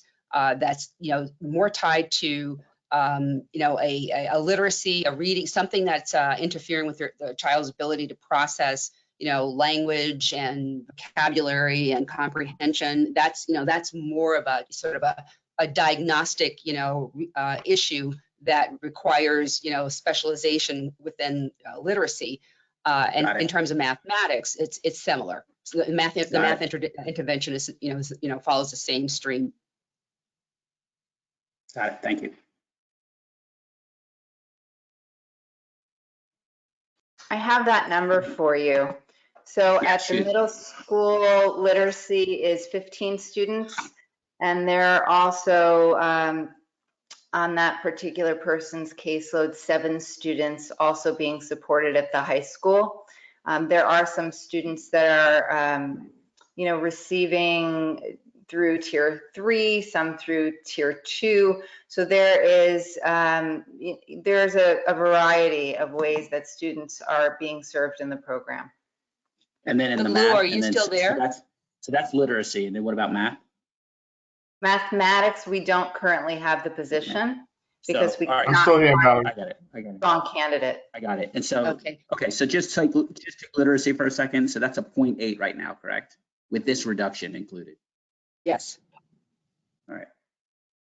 But Lou has some other information that helps to understand that what change is going to occur or has occurred with regards to the literacy supports at the high school. Yeah, currently in this year's budget, we currently have the literacy interventionist for a 0.4. She's actually being paid an extra 0.2 to cover 0.4 at the high school. That's being reduced, and that's being picked up by one of our special educators who is also dual certified in literacy, and she's going to be handling the literacy piece at the high school. And that came because we actually lost some numbers in special ed in high school, so we were able to pick up those FTEs in the area of literacy. Okay. I'm trying to wrap my brain around it. So it's not a 0.8 for the position currently. It's much, or is it? I guess it's a 0.8 across middle and high school. Then is that? It's actually a 1.2. It's a 1.2. Across middle and high school. We're not losing our staffing at the high school. We're losing the person, but the staffing is being picked up by another individual. Got it. I think I got it. I say I got it. I don't actually got it, but we don't have to right now wrap my brain around it. I'll wrap my brain around it later. I just want to do a quick time check. We're at 9 o'clock, or a little bit past. Does the board want to keep going for a little bit tonight? Can I slide one more question in? Sure. No. I know I was the. Can I stop you? You can stop me if you want. No, I'm just joking. But the diversity coordinator position, can we talk about that for a little bit? Where are we? Like, what's that as a point? What right now? 0.6. 0.6, okay. Release time. 0.6 release time. Okay, and I won't even ask the assembled administrators to address this, but maybe float the idea with the board and just have this as a thought bubble to be noodled over and brought back up at the next work session. But this is, Maureen, give me the history of this. We added to it last year, 0.2. Prior to that, it was a 0.4. Prior to that, it didn't exist, or it was part of a Schedule B. So it began as a Schedule B, and it had a 0.2 release time initially. And then it was bumped up this year, right? This was the first year to a 0.6. It's a stipend and a 0.6 release. Initially, it began as, I think it began as a stipend, then it was a stipend with a 0.2 release time, and then it was a stipend with a 0.6 release time. And if we went back, approximately the cost of it's probably about $80,000. So if we went back hypothetically to stipend, no release time, how would that kind of ripple effect through the system? You would be reducing, we had to hire an ENL teacher to replace, to fill that 0.6. So that, like I said, it's probably about an 80,000. It would be that person who was hired in order for the person to take on that responsibility would then be reduced. Right. Okay, so it'd be, but that person's a 1.0, yeah? No, they're 0.6. They're a 0.6. Okay, so it literally be 1 for 1. That person would go, and the existing diversity coordinator would go back to being ENL and have a stipend for diversity. And okay, all right, so it's $80,000. So, yes, maybe a little more. I have to look at what her salary, because I think I'm going to go on record saying I think that's something as a board we should be considering and talking about, and maybe bring it up in the next work session. I think it's something it's wonderful to have. I think it's had positive impact on the school. I also think when we're looking at cutting world language in the 5th grade, or talking about cutting music, I think we need to be quite blunt and honest about things and say we've got courageous conversations, we've got diversity book fair, we have I think, uniquely racially and socially aware community, and that this $80,000 might be better spent on other programs. So that's, and then with that, Doug, I got nothing else for now. I think that's good. That, and I think all of these, I mean, I think, we intentionally, we didn't talk about it, but it certainly feels that the board was operating this way. Really, we're using this session to dig down and gain some other understanding and not make any decisions. I think, to use your word, Tim, every one of these decisions is going to have a ripple effect in a variety of different ways throughout the organization. And I think, we're all aware, but I think all the principals, Lou, Gail, Amy, all your assistant principals, and central office staff have been, and Maureen as kind of the budget ringleader, have been doing, a 45-sided Rubik's Cube here on a daily basis, trying to figure out how every turn is going to impact the other side. And so, so I think it's important that we didn't make any decisions tonight, because I think it's also important that since we just got the detailed line item budget earlier today, I think it's important for all of us on the board to go back through that and look. It's a little different when you're trying to scroll through it quickly on a conference call than it is when you actually have, an hour or so to sit down, go through it, jot some notes, and I'm sure some other questions will come up. And it's a big puzzle that we're trying to figure out here. And I think it's also important just to acknowledge, this is a meeting where the public has been listening in. They haven't been commenting. We have received probably 50, 60, 70 letters from the public across a variety of different topics. The board has read all of them. We're taking them all very seriously to heart. And so, we will continue to obviously receive those. I also just want to acknowledge that a lot of those notes advocated really strongly for a lot of things that a lot of people in the town are very passionate about.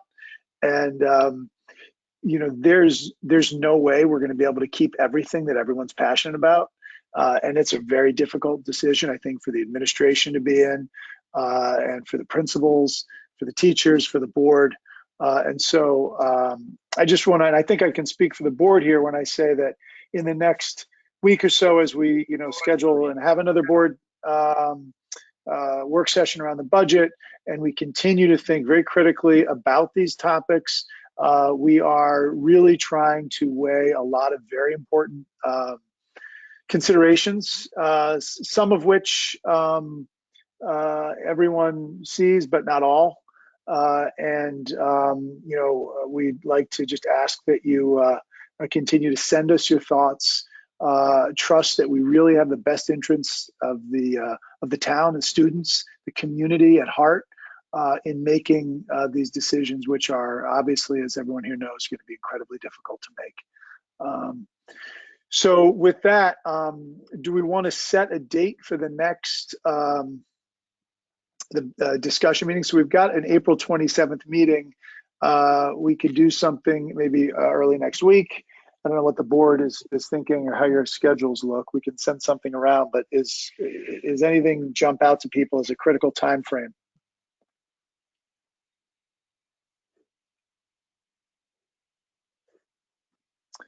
I'm just doing a. Yeah, I mean, go ahead. My preference is probably going to be Monday or Tuesday, the 20th or 21st. I just think we can get more detail on what our ICT staffing looks like. We can get into discussions of what reserves look like and what reserves we want to try to save or not save out of expected savings, whether we want to spend some of those expected savings or not, what represents a sustainable budget. Like, I think that there's plenty of tangible content to discuss. And frankly, now that we have the line items in front of us, questions that each of us individually can shoot to Maureen over the next 3 or 4 days around these various line items. So maybe the 21st. And just to remind everyone, we are currently under the tax cap rate, and just to be thinking about that and, you know, what that means, right? So what we propose tonight does put us slightly below, just as a matter of reference when you're looking at it, that's all. How much below? 130. 130, yeah. Can you just walk through, I don't want to waste, you know, more time, but can you just walk through what happens in a district if you go above the tax cap and what ramifications are and sort of, you know, how that works, since we have some folks on the line who probably have no clue what being below the tax cap means. And I'm also just kind of want to understand exactly what happens if a district did go over it, although, you know, I recognize that, you know, most people are not looking to have a large tax bill this year. Yeah, so basically the tax cap is a you know, it was something that was introduced, and most districts, you know, they're, you know, try to be below it, although you're not required to do so. But what the challenge is that if you were to exceed the tax cap, so the tax cap is based upon the percentage increase that is driven by CPI changes year over year. This year was 1.81, and there's a couple other things that go into the calculation. And basically, you can, in order for a budget to pass exceeding the tax cap, you need a supermajority. So if we went above that amount, we would need more than 60% of the voters to ratify that budget.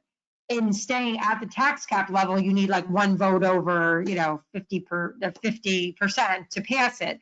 I mean, beyond the fact, and I think this is what Valerie was alluding to in the beginning, I mean, there's a couple of things. I would say that prior to the COVID-19, there's a reason districts start to plan for going over the tax cap, because it's very difficult year over year to stay under it. Because anytime you have an additional expense of any sort that is going to add to your, you know, expenses you already have, you're always in danger of going over that rate. But as you're looking at the cuts, and as you're thinking about, you know, what this means not only this year but long term, and again, but also being sensitive that people may not agree that you should be, raising your limit in a financial crisis.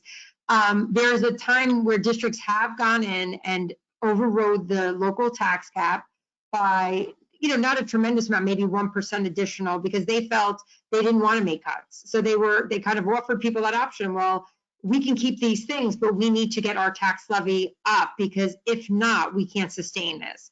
So if that was something the board would want to, if they were to, whether or not saying this year, but any year or including this year, that would be, each 1% on the rate is like, I think it's like $400,000 or so. So if we were to increase our tax levy to, I think our legal amount is 3.2 to like a 4.2, which would be a 2% increase to people's taxes, you could increase your expenses 400,000. But if people voted down and you don't go for a revote, you can't increase your budget $1. Then you actually have to cut like millions of dollars. So there's a risk in doing it, because if you run the vote and you don't have the results you would like, then you have to run another vote, which there's a cost in doing, right? There's a cost to run votes for the school district, to hire people to run those, rent the machines. And if it were to fail, if you were, most people wouldn't bring back that same budget, they would reduce it. But if it went down and you didn't go for a revote, your budget levy cannot go up $1. It cannot go up $1 year over year. So. I'm sorry to cut you. I just want to say thank you everybody for your time. I got to actually jump. I've got to made some promises here, and yeah, you don't want to go to a rollover budget. Thank you all very much. Speak to you soon. Bye. Bye. Maureen, what were you saying there? Sorry. How are you going to finish that, Maureen? I was just saying that although there is a reason, and people, of course, districts have a right, Valerie and I, we're going under the directive, which it has been the last few years, don't exceed the tax cap. So every time we plan a budget, it wasn't because, I personally think it shouldn't exceed the tax cap, but that's what most districts, because again, it's trying to weigh, like, many people would suggest that the taxes should be, we should be reducing, I'm sure, but further, but the trying to weigh that with, what can people, how much is the right amount for a community? How much above the tax cap or an increase in the taxes will people be willing to pay to maintain things, and not even maintain them, sustain them long term in the district? And there'll be a time that many districts will have to do that, because if not, eventually, it'll just, without doing so at a certain point may require, additional reductions. So it's always something the board can consider. That was something that I think Valerie started off with, because I do think, whether, and not necessarily for this year, but in the future, if we can only like levy 1% next year, 1%, we would have to make like $1 million worth of reductions, just to open back up again or more, because that would only, like, our expenses are going to be going up as they do year over year by, at least $1 million. And, so that tax cap, that rate, there's a point in which the board may want to consider what's the right amount. But I do think, as I know, when the last time we went through this kind of recession, we were actually sometimes rolling over almost flat budgets, so even the increase we're showing is, still in this environment, we have to consider, what that is for individual homeowners too. Yeah, and that's why right now we're under the levy and we're actually lower than 1%. I don't know if the board wants to bring it back up to the levy. Technically you could use the extra money to reduce people's taxes next year. I'm not suggesting you do so, because I think then you do it and in the following year you have a worse year. So that's probably not the best way to go. But I think, anything you do, any money you spend and take out, like, you then have to, figure out how you're going to do it again the following year.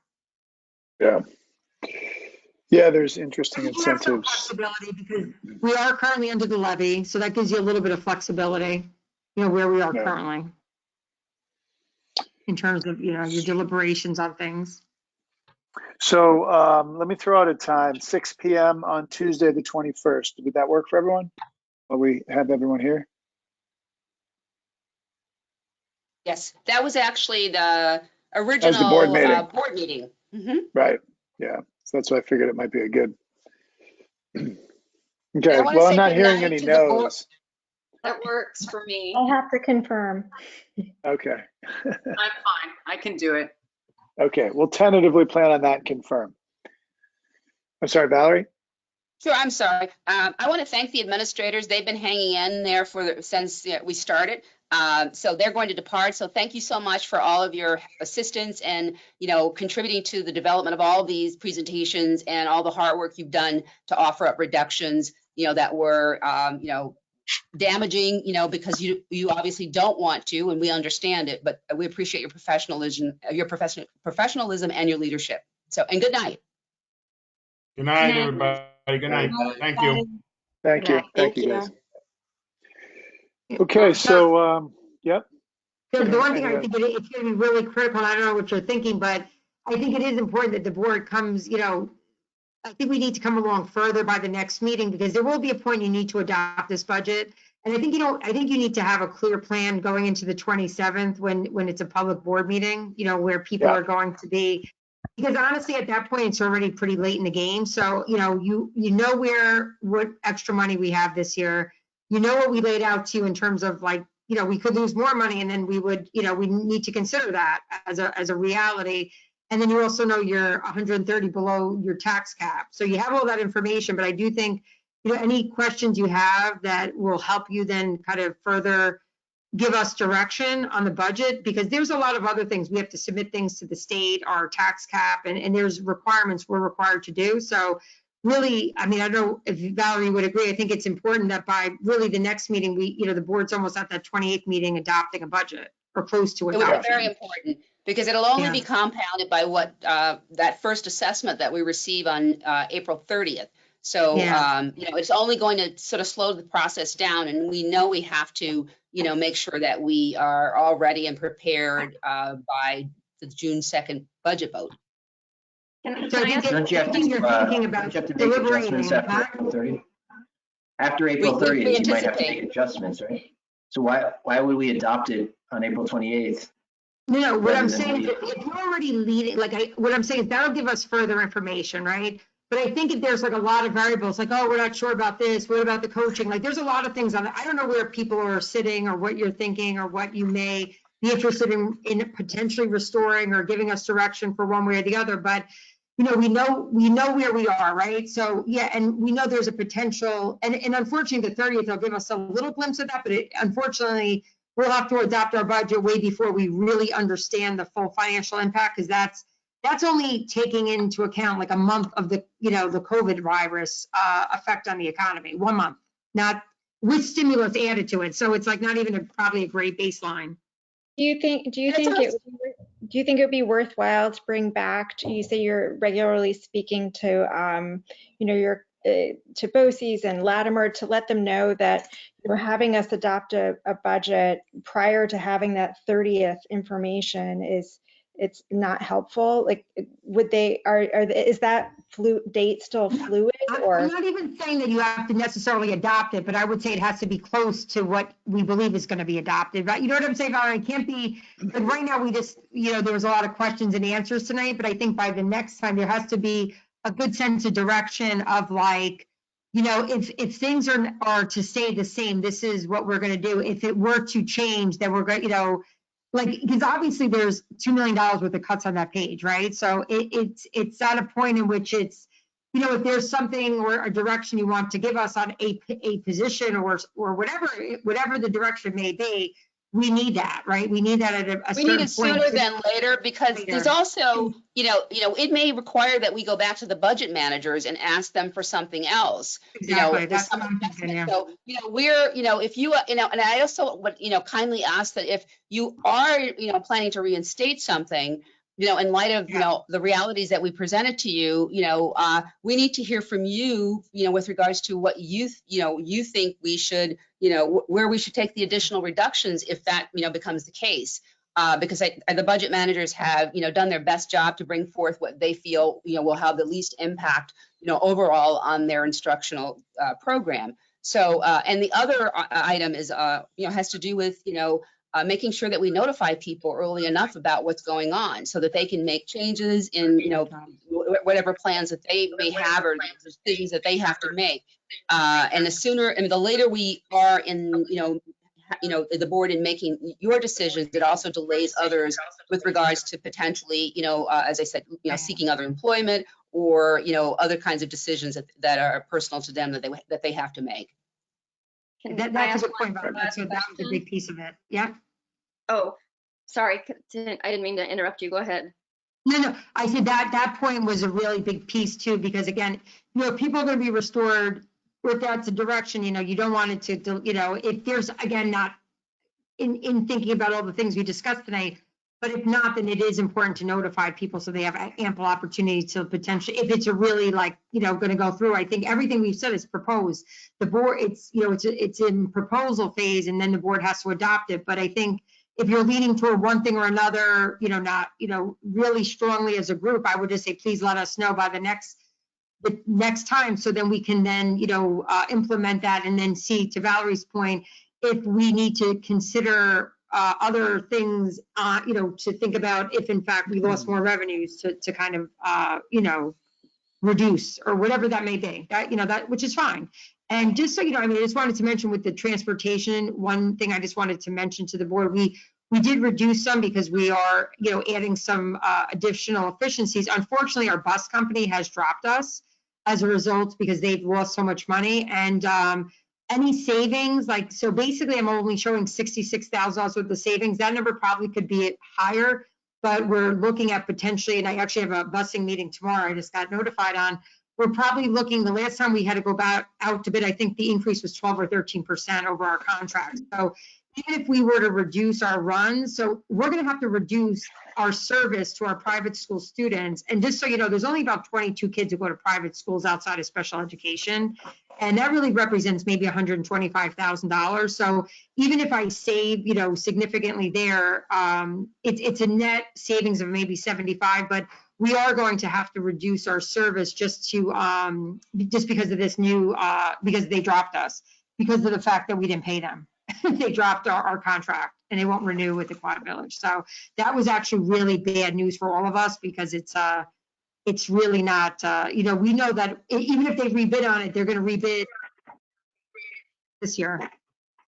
Are they legally allowed to do that? I mean, is there any repercussions? The summer program that you were talking about will be able to run, just given that we don't know when schools are, if and when they'd reopen. Have they said, yes, definitely summer support can happen in the schools?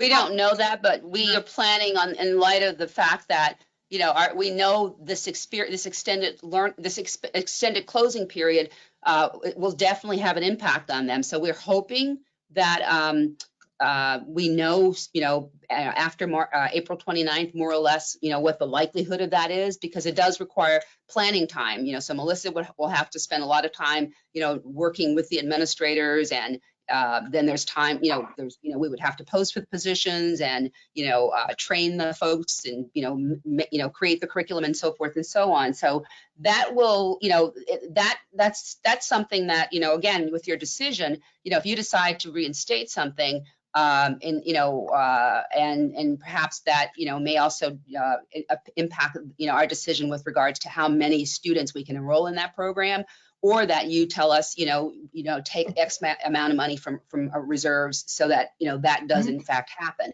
And we were also looking at that from the standpoint of, we know under, Chapter 378 of the, of laws 2007 and 8, if we know that our children are, likely to have this, pandemic slide, we should, just on a moral and ethical, standpoint, plan for, building in supports for those youngsters so that they don't go into the new school year. I mean, I worry about that for all the children, but especially, as I said earlier, those more vulnerable learners are going to enter the new school year, and their gaps are going to widen, and some of those could be social emotional gaps, and the need to have those services provided to them sooner than later.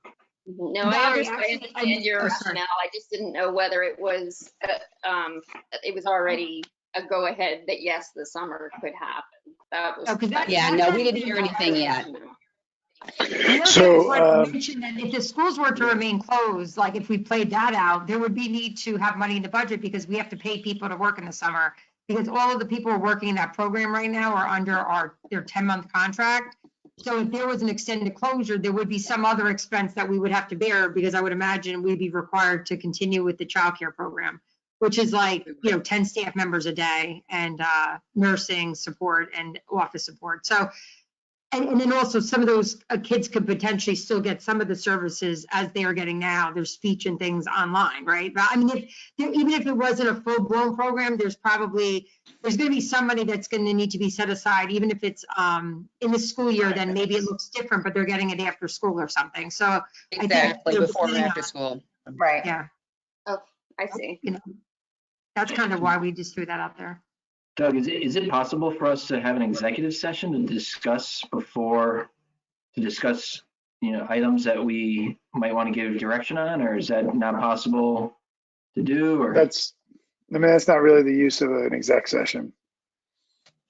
I mean, the only real use of exec session is if you have specific questions about specific, children or something where there's privacy issues. Got it. I think if next time that, I would imagine that people like similar Tim, if I'm just using, because just using, say, the music, because I know that, like you mentioned it, Jeremy, and you seem to be interested in potentially thinking about ways to, either restore that position based upon what you said about, about the long-term commitment to the position. So, that's something, if you were just to give us, like, as a group direction, if you brought up and people were in agreement at the next meeting or whenever that time may be, then that could be something we would then be able to say, okay, if we put this back in, where does that put us? What other, like I had mentioned, that restoration of that position in full would be, I think it might be like $150,000, $60,000. And right now we're 130 below. What would that mean, in terms of additional potential reductions? And then, then giving us some direction on if we can move forward with putting some of those other monies in some of the recommendations we talked about tonight. So. Okay. Okay. So, I think, as I think as Maureen was trying to gently put, come in, and Valerie as well in a follow-up, come prepared to take some positions on things, and realizing that, no position is going to be the most comfortable position in the world. And, reach out to people in the community, colleagues, other board members.